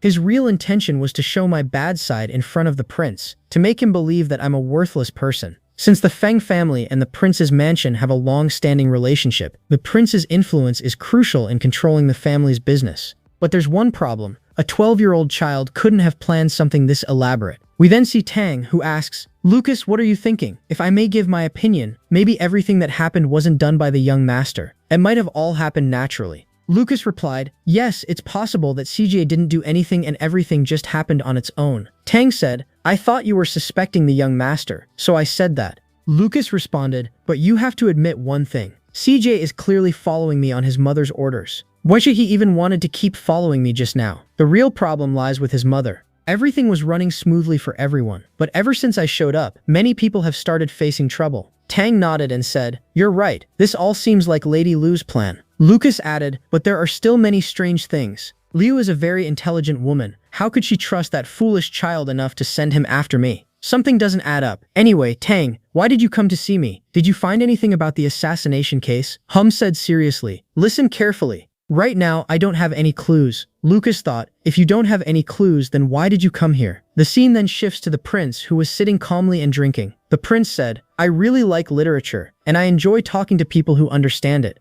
But from what I can see, none of the people you've recruited seem particularly talented. Another man replied, Na Hengwei is a student of Jiang News and a university scholar. He will definitely rank in the top 3 in next year's imperial examination. The prince said, Na Hengwei may be talented, but I don't like his character. The man added, Guo Baokun is also not a good candidate. He only relies on his father's power. Although he has a good relationship with his elder brother, he can't achieve anything on his own. The prince said, people like him with weak abilities find it very hard to survive in noble circles. If not today, then someday he will fall. But if I talk about Lucas, who has just arrived in the capital, I find him quite interesting. Another man said, after today, everyone in the capital will know that the Feng family has a handsome and intelligent young master. The prince smiled and said, let's stop talking about this. I'm just waiting for the day when you and Jing are appointed as ministers, and I become the emperor. Then we'll govern the country together. Honestly, being emperor sounds quite enjoyable. Let's celebrate that future with a good drink today. The scene shifts again to Tang, who was suddenly punched by Lucas. Lucas said, if you had nothing, then why did you come all the way here to find me? What am I supposed to do now? Say something. Tang dropped to his knees and said, it's extremely difficult to obtain those files. To get even one case file, I would have to risk my life. Lucas replied, risk your life just for a file? That doesn't sound normal. What exactly is the problem? Tang explained, I joined the inspection department because they helped me a lot in the past. They even saved my life. As an official, whenever we see something wrong, we're supposed to stop it. Once I saw Guo Baokun harassing a woman on the street, so I saved her. But the Guo family is extremely vicious. They trapped me and forced me to kill a member of the imperial court. After that, they even tried to wipe out my entire family. At that time, the inspection department saved my family. In return, they only told me to work for them properly. Then I was given the mission to assassinate you, but I failed and returned to the capital. Since then, I haven't been able to contact my family. Lucas asked, what do you mean? Did the inspection department hide your family? Umbi replied, all the clues must be inside the case files. If you help me get them, I'll give my life for you without hesitation. Lucas helped him stand up and said, "All right, I'll help you." Later, Lucas arrives at the inspection agency. He thought, Tang is such a fool. He believes the agency saved his family, but in reality, they're using his family to control him. They've turned an ordinary man into an assassin. It's extremely dangerous. Or everything started when he beat Guo. Now, I need to see what's really going on inside this place. As he entered, two men passed by, staring at him suspiciously. Inside, Lux noticed a dead body and thought, everyone here is looking at me strangely. Something is definitely wrong. He said aloud, "Why are all of you staring at me instead of doing your work?" One of the men replied, "In a place where no outsider has ever entered, if an outsider suddenly walks in, how do you think we would react?" Lucas said, "But this inspection agency is right at the street gate. It's a government office, isn't it? If people have problems, they should be able to come here. What's the issue?" The man laughed and said, "Our agency doesn't deal with ordinary people. We handle official affairs only. We have nothing to do with common business. And as for the people in the capital, why would they come to us? There's nothing about them that we don't already know." Lucas replied, "I see. So outsiders aren't allowed to enter. But I'm not an outsider. I'm one of you." As he said this, Lucas took out the token given to him by Master Fei. "This is my first time visiting, so I was a bit confused." The man, now nervous, said, "You have a commander-level badge. May I ask who you are?" Lucas said, "I am Master Fei's disciple." But the moment he said that, he noticed that the man standing in front of him had suddenly disappeared. The man was now standing far away and said, "Now I understand. You are Master Fei's disciple." Lucas frowned and said, "You were just standing here. Why did you suddenly move so far away?" The man replied, "Being Master Fei's disciple means you're a poison master. For ordinary people like us, standing too close to a poison master can be very dangerous. That's why I stepped back." Lucas said calmly, "That doesn't matter to me. Can you take me to Master Fei?" The man replied, "I'm sorry, your luck is quite bad. Master Fei isn't here right now. He has gone to the border for inspection." As he hurried away, he added, "If you need anything, you can come back later. When Master Fei returns, I'll personally inform you." Lucas stopped him and said, "Wait a second. I have one more thing to ask. Can you help me?" The man quickly replied, "Of course, master. Just tell me what you need." Soon they entered the records room. The man said, "You want to check some files. Since you're Master Fei's disciple, that's not a problem. The person whose file you're asking for is Tang Zijing." Lucas said, "Impressive, you remembered the name after hearing it just once." The man asked, "Young master, why do you want this file?" Lucas replied casually, "You should already know. I'm the one who killed Tang Zijing." The man hesitated and said, "There are thousands of files here. Finding his file will take a lot of time. How about I search for it and deliver it to your residence later?" Lucas thought, this man is lying. There are thousands of files here, yet the moment I mentioned Tang Zijing's name, he immediately recognized it. And now he's pretending he doesn't know where the file is? The moment he learned who I was, his attitude completely changed. Someone this sharp wouldn't struggle to find a file. He's clearly hiding something.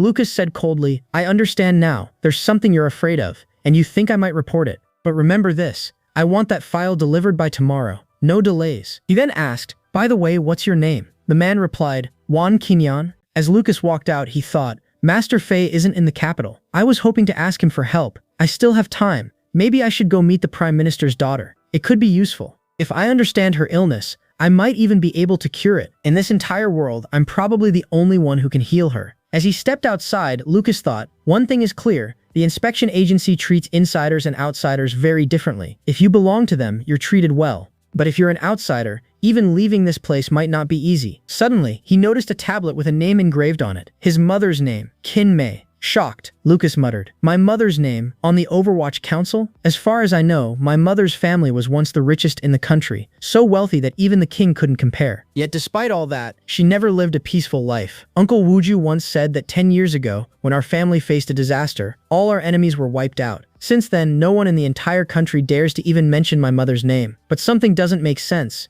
Uncle Wuju is incredibly powerful, and he protected me all my life. If someone like him was around, then how did my mother die? There must be a connection between her death and the royal family. They definitely know what happened. And how can the Overwatch Council use her name and her family's property so openly? This isn't right." After wandering lost in thought, Lucas sighed, "I made a mistake. I got so caught up in thinking that I ended up somewhere unfamiliar." Looking ahead, he said, "Let me ask someone, where's the way to the Feng Mansion?" Just as he was about to enter, a man stopped him and shouted, "Stop right there. Leave immediately. There are people inside the temple worshipping. Don't disturb them." Lucas said calmly, "To be honest, I only came to ask for directions to the Feng Mansion. But your arrogant behavior has annoyed me. Let me take a look. If everything is fine, I'll leave." The man suddenly attacked him, but Lucas easily used his power to throw him back. Both of them then gathered energy in their hands and exchanged powerful punches. The force of the clash pushed Lucas back outside the temple. Pella said, "At such a young age, you carry such a dominant attitude. Which family do you belong to?" Lucas replied, "Why does it matter which family I belong to? According to the king's law, anyone can worship in this temple. So why are you stopping me? I'm here to pray as well." Pella said,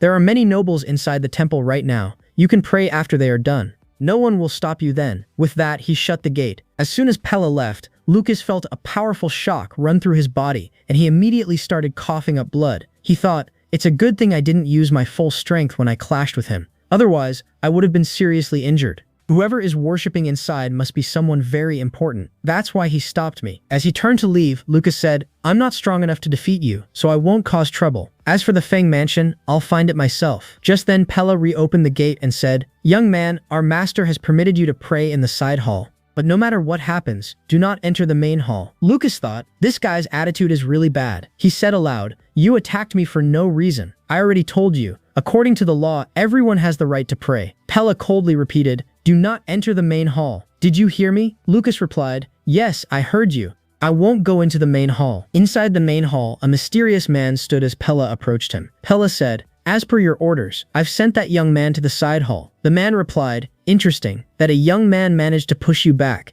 Pella said, "Master, I can say with confidence that my opponent is very powerful." The man nodded. "That's good. It seems our country still has some promising young talents." Meanwhile, Lucas entered the side hall and began to pray. "God, my past life was terrible. I spent most of it suffering from illness. I don't want much in this life, just a peaceful life. And if I can have money and beautiful women too, that would be even better." Suddenly, something fell to the ground. Lucas looked around and thought, what was that sound? Did God actually hear my prayer and decide to bless me already? Then he noticed movement under a table. Drawing his knife, he thought, let's see who's pretending to be God here. He lifted the curtain and was stunned. A very beautiful girl was hiding there. Just as Lucas was about to speak, he suddenly started coughing up blood again. The girl asked, "What's wrong with you?" Lucas waved it off. "It's nothing. I'm used to this." The girl smiled softly. Then both of them asked at the same time, "Who are you?" They both fell silent, feeling slightly embarrassed. At that moment, a voice called out from outside, "Young miss, where are you?" The girl quickly replied, "I came to the temple to pray.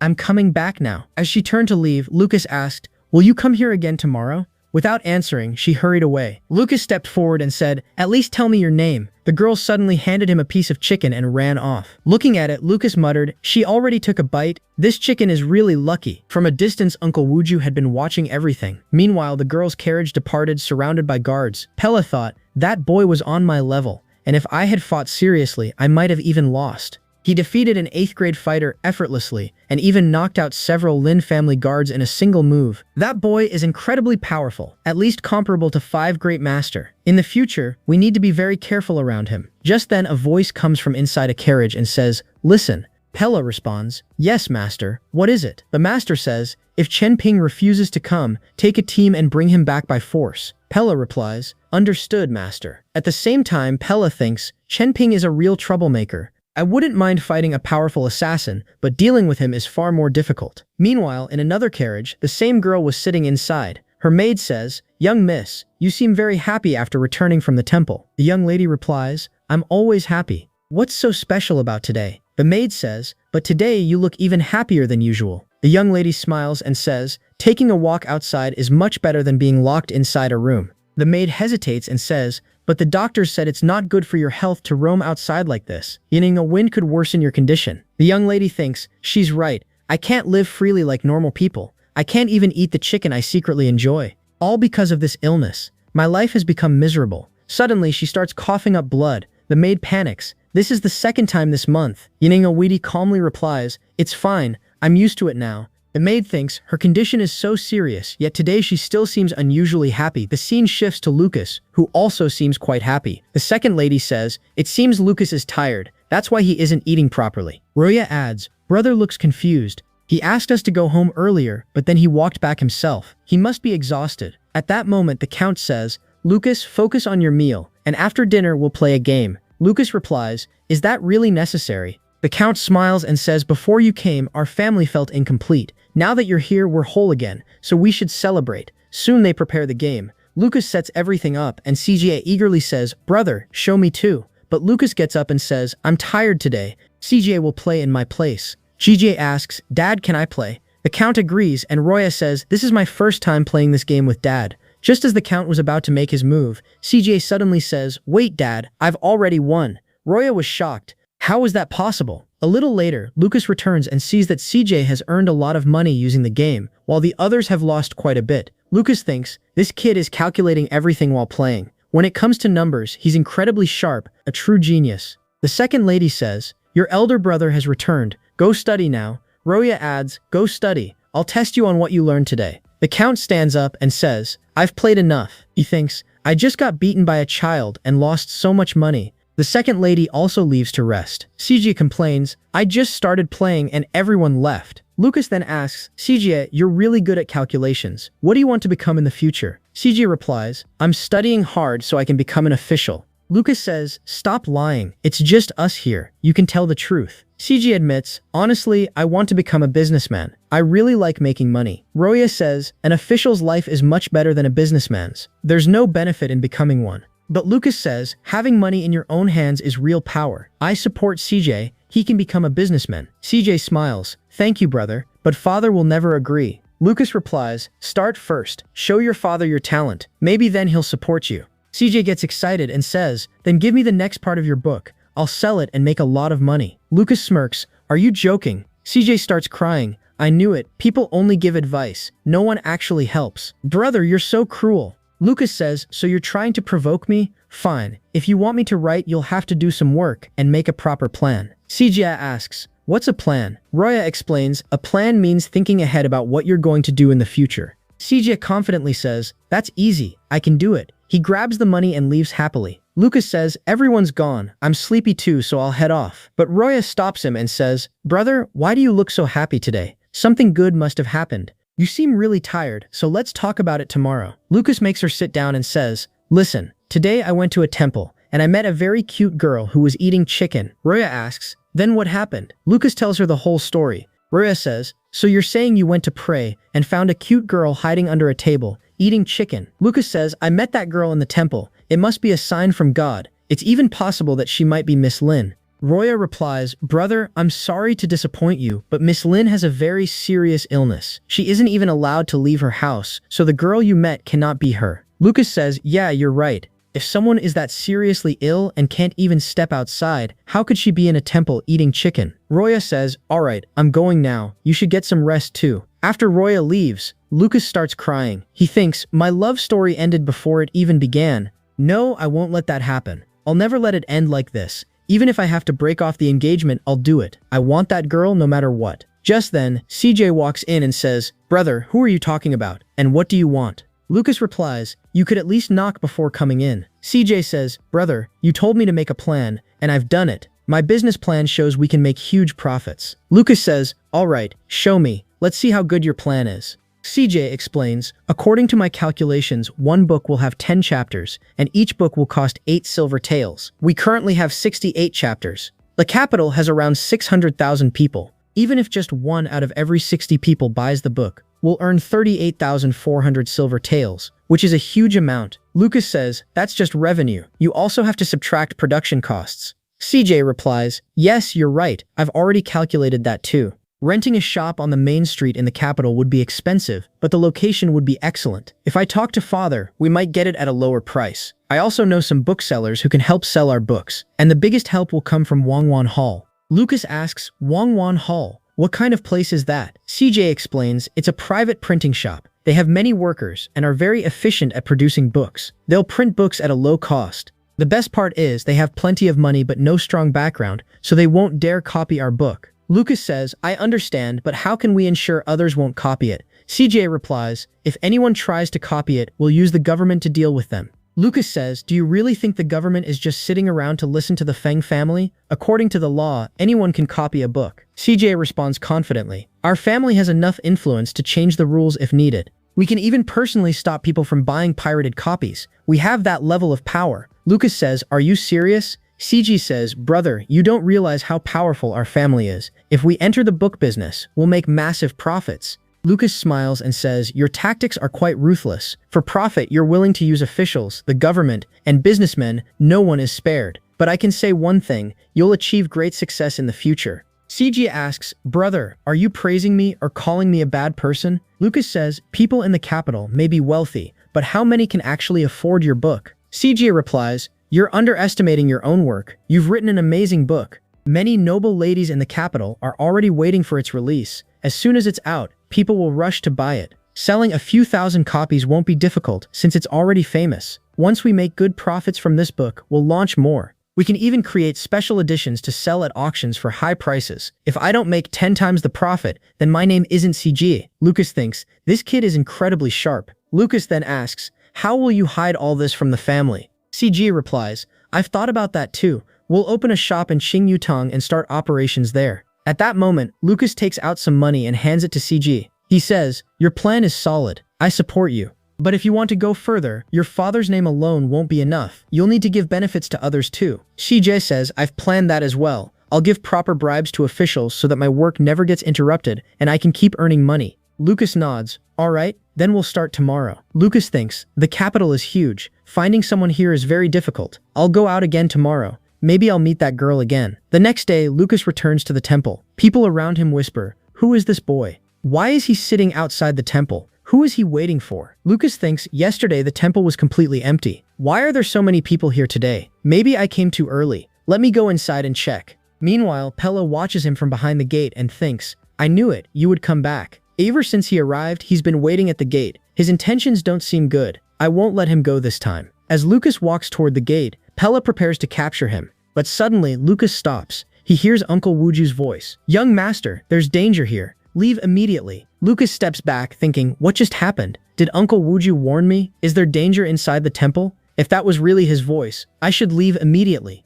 Pila thinks, he's trying to escape. I can't let him get away. I have to catch him now. Just then, Uncle Wuju suddenly appears behind Pila and places a sword at his neck. Pila was shocked. Who is this man? When did he get behind me? I didn't even notice. Only a master-level expert could move this fast. If he's really a master, I won't survive. Since I can't escape, I'll fight with everything I've got. Thinking this, Pella begins releasing a massive amount of energy. Pella says, I am a 9th rank master. Let me see just how powerful a true master-level expert really is. With that, he unleashes a fierce and dangerous attack, but when the strike lands, there was no one behind him. Because of the sheer force of his own attack, Pella ends up injuring himself, even coughing up blood. He thinks, I was so scared that I thought the person behind me would kill me. That's why I used such a powerful attack, and now I've seriously injured myself. But that master, he got behind me without me even noticing, and then left so quickly that even my strongest attack couldn't touch him. If he had wanted to, he could have killed me, so why didn't he? Furious, Pella shouts, tell me, why didn't you kill me? Then we see Master Wuju standing above. Master Wuju says, because of you, Lucas coughed up blood, and now because of me, you are coughing up blood. It's very simple. Whatever pain you cause Lucas, I will return to you in equal measure. Scene shifted. We see Lucas, who has returned to the Fang Mansion. The Count says, Lucas, you've been in the capital for quite a while now. Why are you wandering around without doing anything? I've also heard about the trouble you caused at the restaurant yesterday. Avoid such fights in the future. Otherwise, you'll end up useless like your younger brother. The Count thinks, if I act strict with Lucas now, it might help shape his future. He then says, Lucas, come with me. I need to tell you something. They go into the study room. The Count continues, I have 2 things to tell you. First, there is going to be a major exam here, and you need to prepare for it. Second, tomorrow there will be a political gathering at the princess's mansion, so you should get ready for that as well. I've heard from Roya that you're quite good at poetry. This will be a great opportunity to showcase your talent. Lucas replies, Dad, let me be honest. I have no interest in studying, I prefer fighting, and I don't want to perform poetry for anyone. It's boring. The Count says firmly, these things are necessary if you want to reclaim your family's property. You can leave a strong impression on the eldest princess and the prime minister. Your mother's business is currently under the control of the eldest princess. Many people are competing for control of the royal business. If it weren't in her hands, there would have been bloodshed within the royal family by now. She wants the business to pass to her daughter, which is why she has chosen you to marry her. You must display your talent to prove that you are worthy. Lucas sighs, I understand what you're saying, Dad, but I'm really not interested. Do I still have to take those exams and go recite poetry in front of people? The Count explains, tomorrow's poetry club will be attended by many important people from the capital, scholars and influential figures. If you say even one impressive line, it could earn you recognition. Both the Prime Minister and the eldest princess will be paying close attention. It's a great opportunity, but Lucas isn't paying much attention. The Count adds, it's also possible that Miss Lynchern, your fiancée, will be there. It would be a good chance to meet her. Lucas immediately perks up and asks, "Dad, is Miss Lin really going to be there?" The Count smirks. "I thought you weren't interested in her." Lucas replies, "Why wouldn't I be? She's the one I'm going to marry." The Count says, "I heard you went to the temple and met some girl there, and that you want to marry her instead."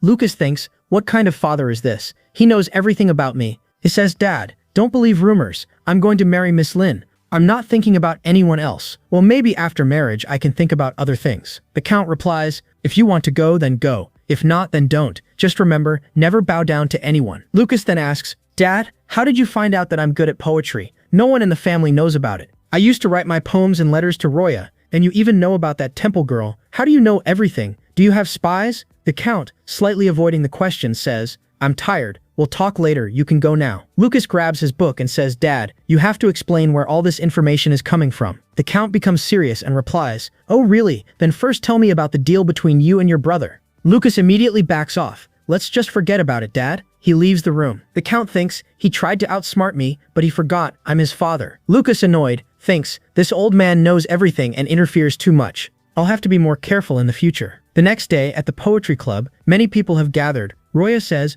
"It's very crowded, but that's expected. People in the capital don't care much about fighting, and masters don't hold much value here." Poetry clubs, however, are very popular. Lucas says, "Roya, if Miss Lin shows up, or if anyone tries to bother her, let me know." Roya nods. "All right, brother." Just then, the Crown Prince arrives and says, "Sister Roya, Brother Lucas, you're here. I've been waiting for you." Lucas smiles as he sees them. The Crown Prince says, "Come with me." As they walk, people whisper among themselves, "Who are they?" The prince himself went out to greet them. Another person says, "Don't you know, the prince likes Miss Roya. That's why he acts like this." Lucas overhears everything. They enter the main hall, where many scholars are already present. Lucas looks around and says, "There are so many people. What are they all doing here? It seems like men and women are seated separately. How am I supposed to find Miss Lin? Everyone here just wants to show off. This is going to be boring." At that moment, Mr. Goots approaches him and says, "What are you doing here? I thought you were a noble person, but it seems you've come to impress the prince. Do you even have the ability to compose poetry?" Lucas replies calmly, "The prince invited me, so I came. As for whether I can write poetry or not, that's for me to decide, not you." Mr. Gu thinks angrily, "He humiliated me last time. I won't let him off this time." Just then, the Crown Prince steps forward and announces, "Everyone who was invited has now arrived.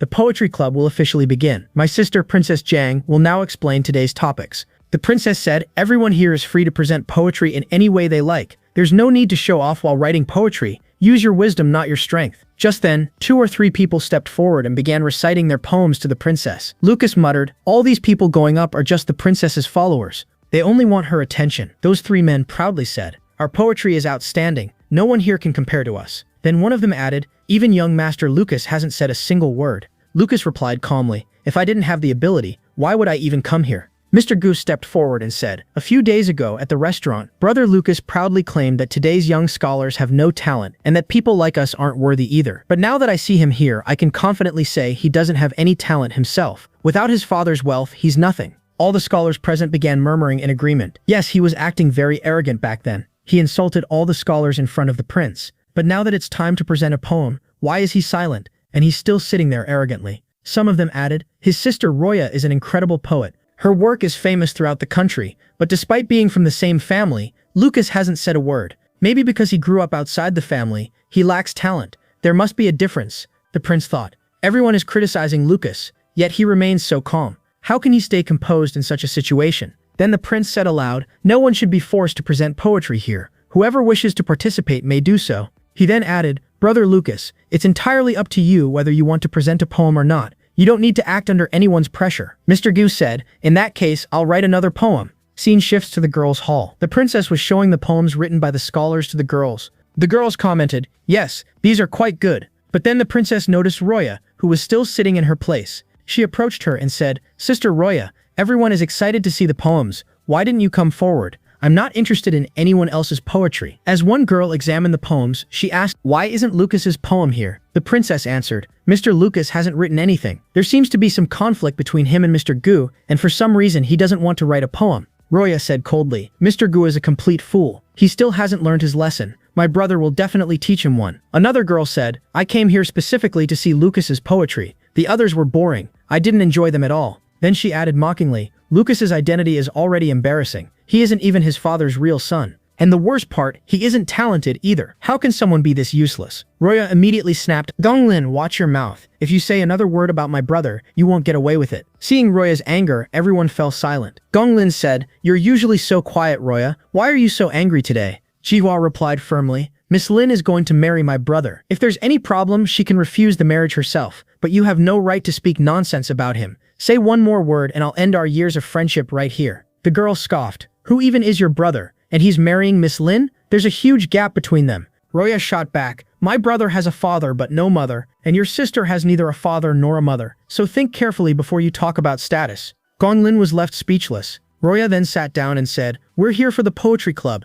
I'll participate. I'm going to write a poem. Gonglin thought, she looks calm normally, but when she gets angry she becomes completely different. Soon, Roya's poem was circulated among everyone. People began praising it. Miss Roya is truly talented. This poem is excellent. Mr. Gu commented, she has written this poem about a scene in Danji. It's impressive though it still has some flaws, but overall it's quite good. Then a maid added, although Miss Roya presented this poem, she revealed that the real author is her brother. He wrote it when he was only 10 years old. She copied it here just to participate and aim for first place. Everyone was shocked. What? Lucas wrote this at the age of 10? That means he's extremely talented, and yet he's not showing it. The prince said, for a 10-year-old to write such a poem is extraordinary. This poem reflects the laws of nature. Nature may seem calm, but when angered, nothing is more powerful. Truly, Mr. Lucas is a remarkable talent. Mr. Gu objected. Stop talking nonsense. I don't believe a 10-year-old could write something like this. And if Lucas wrote this at 10, he should be even better now. Why doesn't he write a new poem? I'd love to hear it. The prince nodded. Yes, Lucas, this poem is excellent, and you clearly have great talent. If you compose something now, everyone would appreciate it.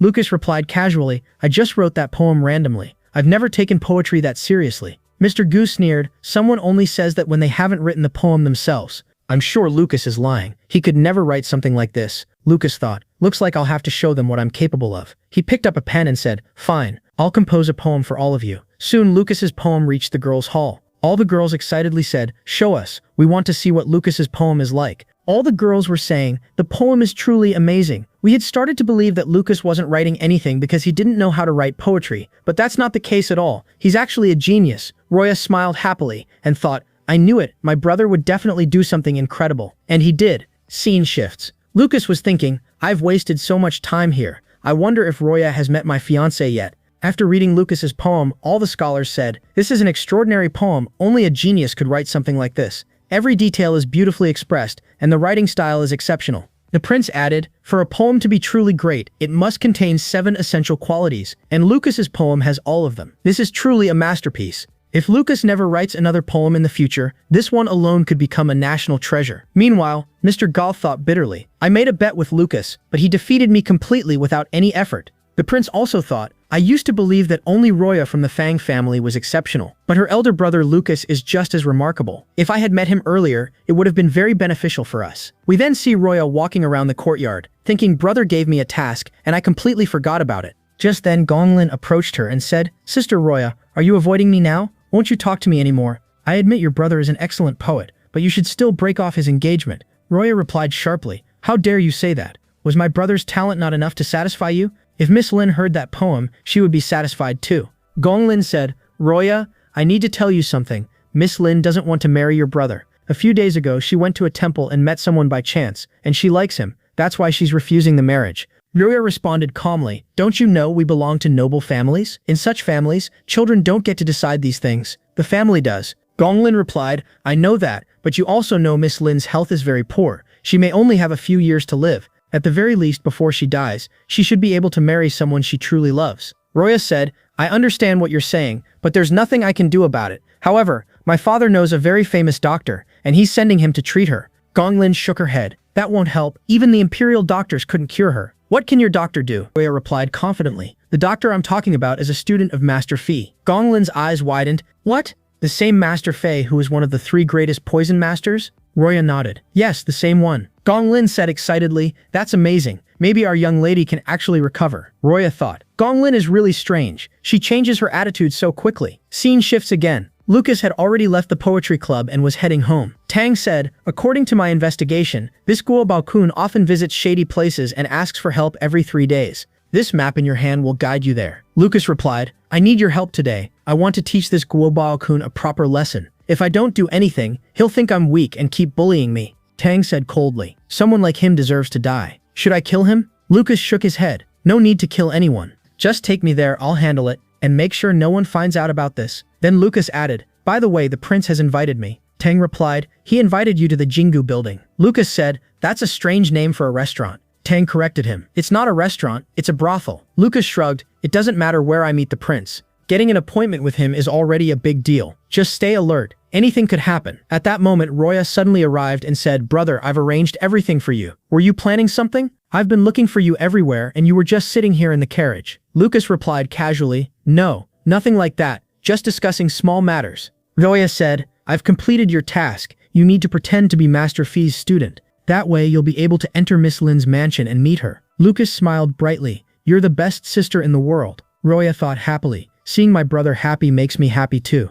Then she asked, by the way, brother, where are you going tonight? Lucas replied, nowhere special. Scene shifts tonight, inside the brothel. A girl named Siren said, young master, we're very happy to have you here. Our young master is also very generous. She sat close to Lucas, making him feel embarrassed. Just then, the prince arrived. Seeing him, Lucas immediately moved aside. The prince said, Lucas, Miss Sikdoran serves guests very well. Don't you like her? Lucas replied, if you hadn't arrived, I would have already started my business here. At that moment, a maid said, Your Majesty, Miss Yuan has arrived. Soon, they began drinking. Lucas said, the drinks here are excellent. The prince thought, I knew Lucas would like this place. Jihu is very famous now, and the women here are exceptional at entertaining guests. Miss Siren, in particular, is one of the best. She's beautiful, skilled in music, chess, calligraphy, and more. People are even willing to give up their entire fortunes for her. Her surname is Li, the same as the royal family. She would have been part of the royal family if her ancestors hadn't committed a grave crime. Lucas had already reserved Jingu building, and even the managers are personally serving him. I don't understand why Lucas called me here. What exactly is his intention? Lucas said to the prince, I'm completely new to the capital and not familiar with places like this. That's why I invited you, so we could enjoy ourselves together. You understand my younger brother is still too young to come to such places,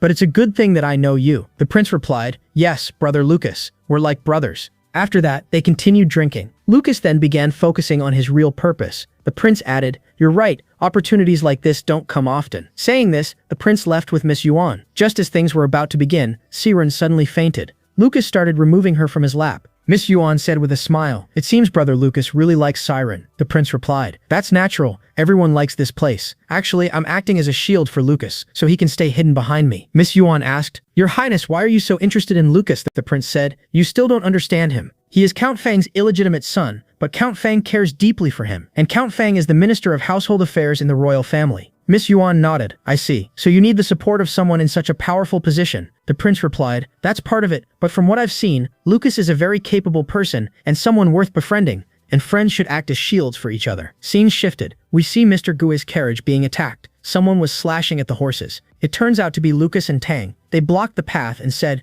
you can't go any further. The guards shouted, do you even know who is inside that carriage? How dare you act so boldly? Mr. Gunyo, frightened, said, who attacked me? At that moment, a card flew into the carriage. Terrified, Mr. Gunyo asked, who are you? Why were you waiting for me? What do you want? Lucas removed his mask and said, Brother Gu, it's me, Lucas. I didn't have anything better to do today, so I thought I'd give you a beating. Your father clearly didn't teach you proper manners. You talk too much, so getting beaten is necessary for you. With that, Lucas stuffed him into a sack. Mr. Gu pleaded, Lucas, don't hit me. I'll call people. Lucas replied coldly, do you think I'm a fool? I've been waiting here for you for a long time. This is a place where no one comes. He dragged him out and began beating him. Mr. Gu shouted, if you're going to beat me, then just kill me, otherwise you won't see tomorrow's sun. Lucas said, I'm not here to listen to you, I'm here to beat you. He continued hitting him harder. After a while, Lucas took him out of the sack and said, Brother Gu, do you know why I wrote that poem? Jihyun asked weakly. Why? Lucas replied, because you bullied me, and now I'm beating you and honestly I'm enjoying it. Jihyun begged, stop, I admit I was wrong, I won't do it again. Lucas said calmly, if you subtract 7 from a 1000, what do you get? Jihyun asked. What? Lucas answered, 993, and I'm going to beat you that many more times. Next morning, when Siwon opened her eyes, she saw Lucas sleeping beside her. Lucas said, Siwon, you're awake? You fell asleep as soon as you came last night. You didn't serve me at all. Do better next time. What a waste. I went to such a place and still didn't get to enjoy anything. Instead, I had to spend the night beating that guy. That was boring. The biggest problem is that there's no protection here. You could catch diseases in places like this, and if I get sick, it won't be easy to recover. I'm definitely not doing this again. Scene shifts to court. The prefect asked, Tell me, what happened to you? My name is Gubakun. I'm here to file a case against Fang Lucas, the heir of the Fang family. Last night when I was returning home, he blocked my path and beat me brutally all night. You can see my condition. The prefect ordered, register the complaint and send someone to Count Fang's mansion. Then he quietly added, both sides are powerful. Don't offend either of them, or we'll be the ones in trouble. The guards were sent to the Fang residence. The prefect said politely, Mr. Go, don't worry, you will get justice. Scene shifts to Lucas's house. The second lady said, if you fight someone, your identity gets exposed. Lucas replied, there's a report claiming I beat someone, but I didn't do anything like that. She said, even if something did happen, you should have told us. The court shouldn't be coming to our house. Anyway, your father has already handled everything. Just go to court and settle it. Lucas asked, second lady, I'm curious, why are you helping me? She replied, no matter what, we are all part of the Fang family. The Gu family is trying to challenge us. Backing down would mean fear, and we don't fear small families. The guards asked, Madam, shall we take the young master? Lucas said, thank you, Aunt. I'll just take a walk to the court. At the court entrance, Lucas noticed the crowd and said, these people are strange.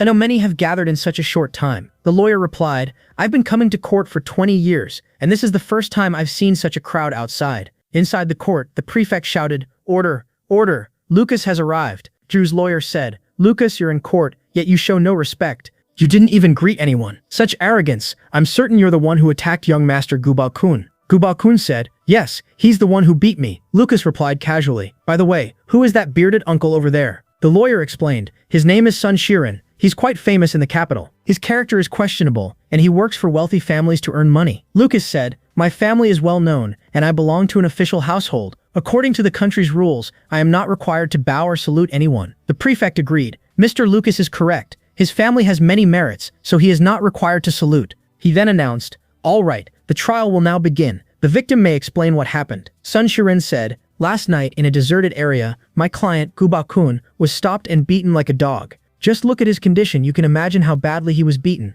Please deliver justice. The prefect asked, Mr. Lucas, tell me, did you do this? Lucas turned to his lawyer and asked, Uncle, should I say something? The lawyer replied calmly, don't worry, leave everything to me. Then he raised his voice and said, Your Honor, this is completely false. Our young master Lucas was at home day and night, and we have witnesses from the Fang mansion to prove it. Surely they're not going to claim that some assassin disguised himself as Lucas and committed the attack? Sun Shirin sneered, you're just using clever words to twist reality. Asking your own family servants is meaningless. They'll obviously say whatever benefits their master. The two lawyers began arguing intensely. Meanwhile, people in the audience whispered, Lucas looks so refined, he doesn't seem like someone who would beat anyone. Jihyun is a useless man anyway. Anyone could have beaten him. Lucas is being framed. Sun Shiran insisted, Your Honor, this case is simple. Lucas is guilty. Just punish him and everything will be resolved. The prefect smiled and asked, Mr. Lucas, what do you have to say? Before Lucas could respond, his lawyer stepped forward. That's enough. According to Mr. Gu's statement, he was stuffed into a sack before being beaten. If that's true, how did he see who attacked him? How can he confidently claim it was our young master? The prefect nodded. That makes sense. Sun Shiran countered. Mr. Gu recognized his voice.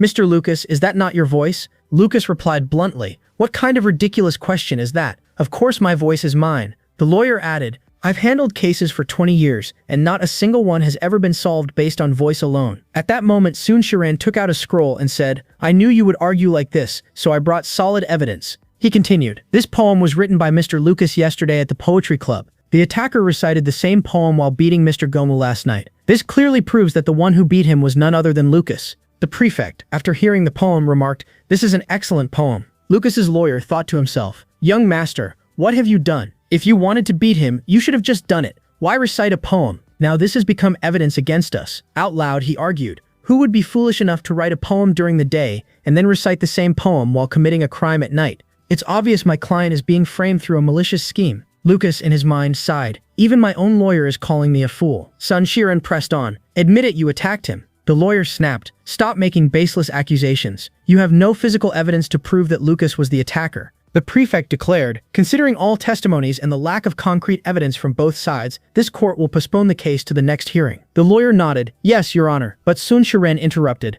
Wait, if you want evidence, I have it. At that moment, several people entered the court and knelt down. Sun Shiran said, these are residents from the nearby area. They witnessed Lucas beating Gubao-kun. Speak, tell the court what you saw. They testified, last night, we saw Mr. Lucas's carriage heading west. Yes, we saw it too. Sun Shiran asked, Mr. Lucas, what were you doing in the west when your home is in the opposite direction? Lucas became serious and said, "It seems I have no choice. I'll have to tell the truth." His lawyer quickly said, "Young master, there's no need to explain anything publicly," but Lucas interrupted. "Last night, I went to Jingu building. The entire court was shocked. People whispered, 'Looks like young master Lucas is quite naughty.' Even children would feel embarrassed hearing this." Gabaokun shouted, "Stop talking nonsense. You beat me last night and now you're making excuses." The prefect banged the gavel. "Order! Maintain decorum in the court." Sun Shiren smirked. "Oh, so you were at Jingu building. Then surely many people can confirm your presence there." Lucas replied, "Yes, you can call Miss Siren to verify it." Sun Shiren said coldly, "Miss Siren left for Suju this morning. Isn't that quite a coincidence? Or were you afraid she might reveal the truth, so you had her sent away?"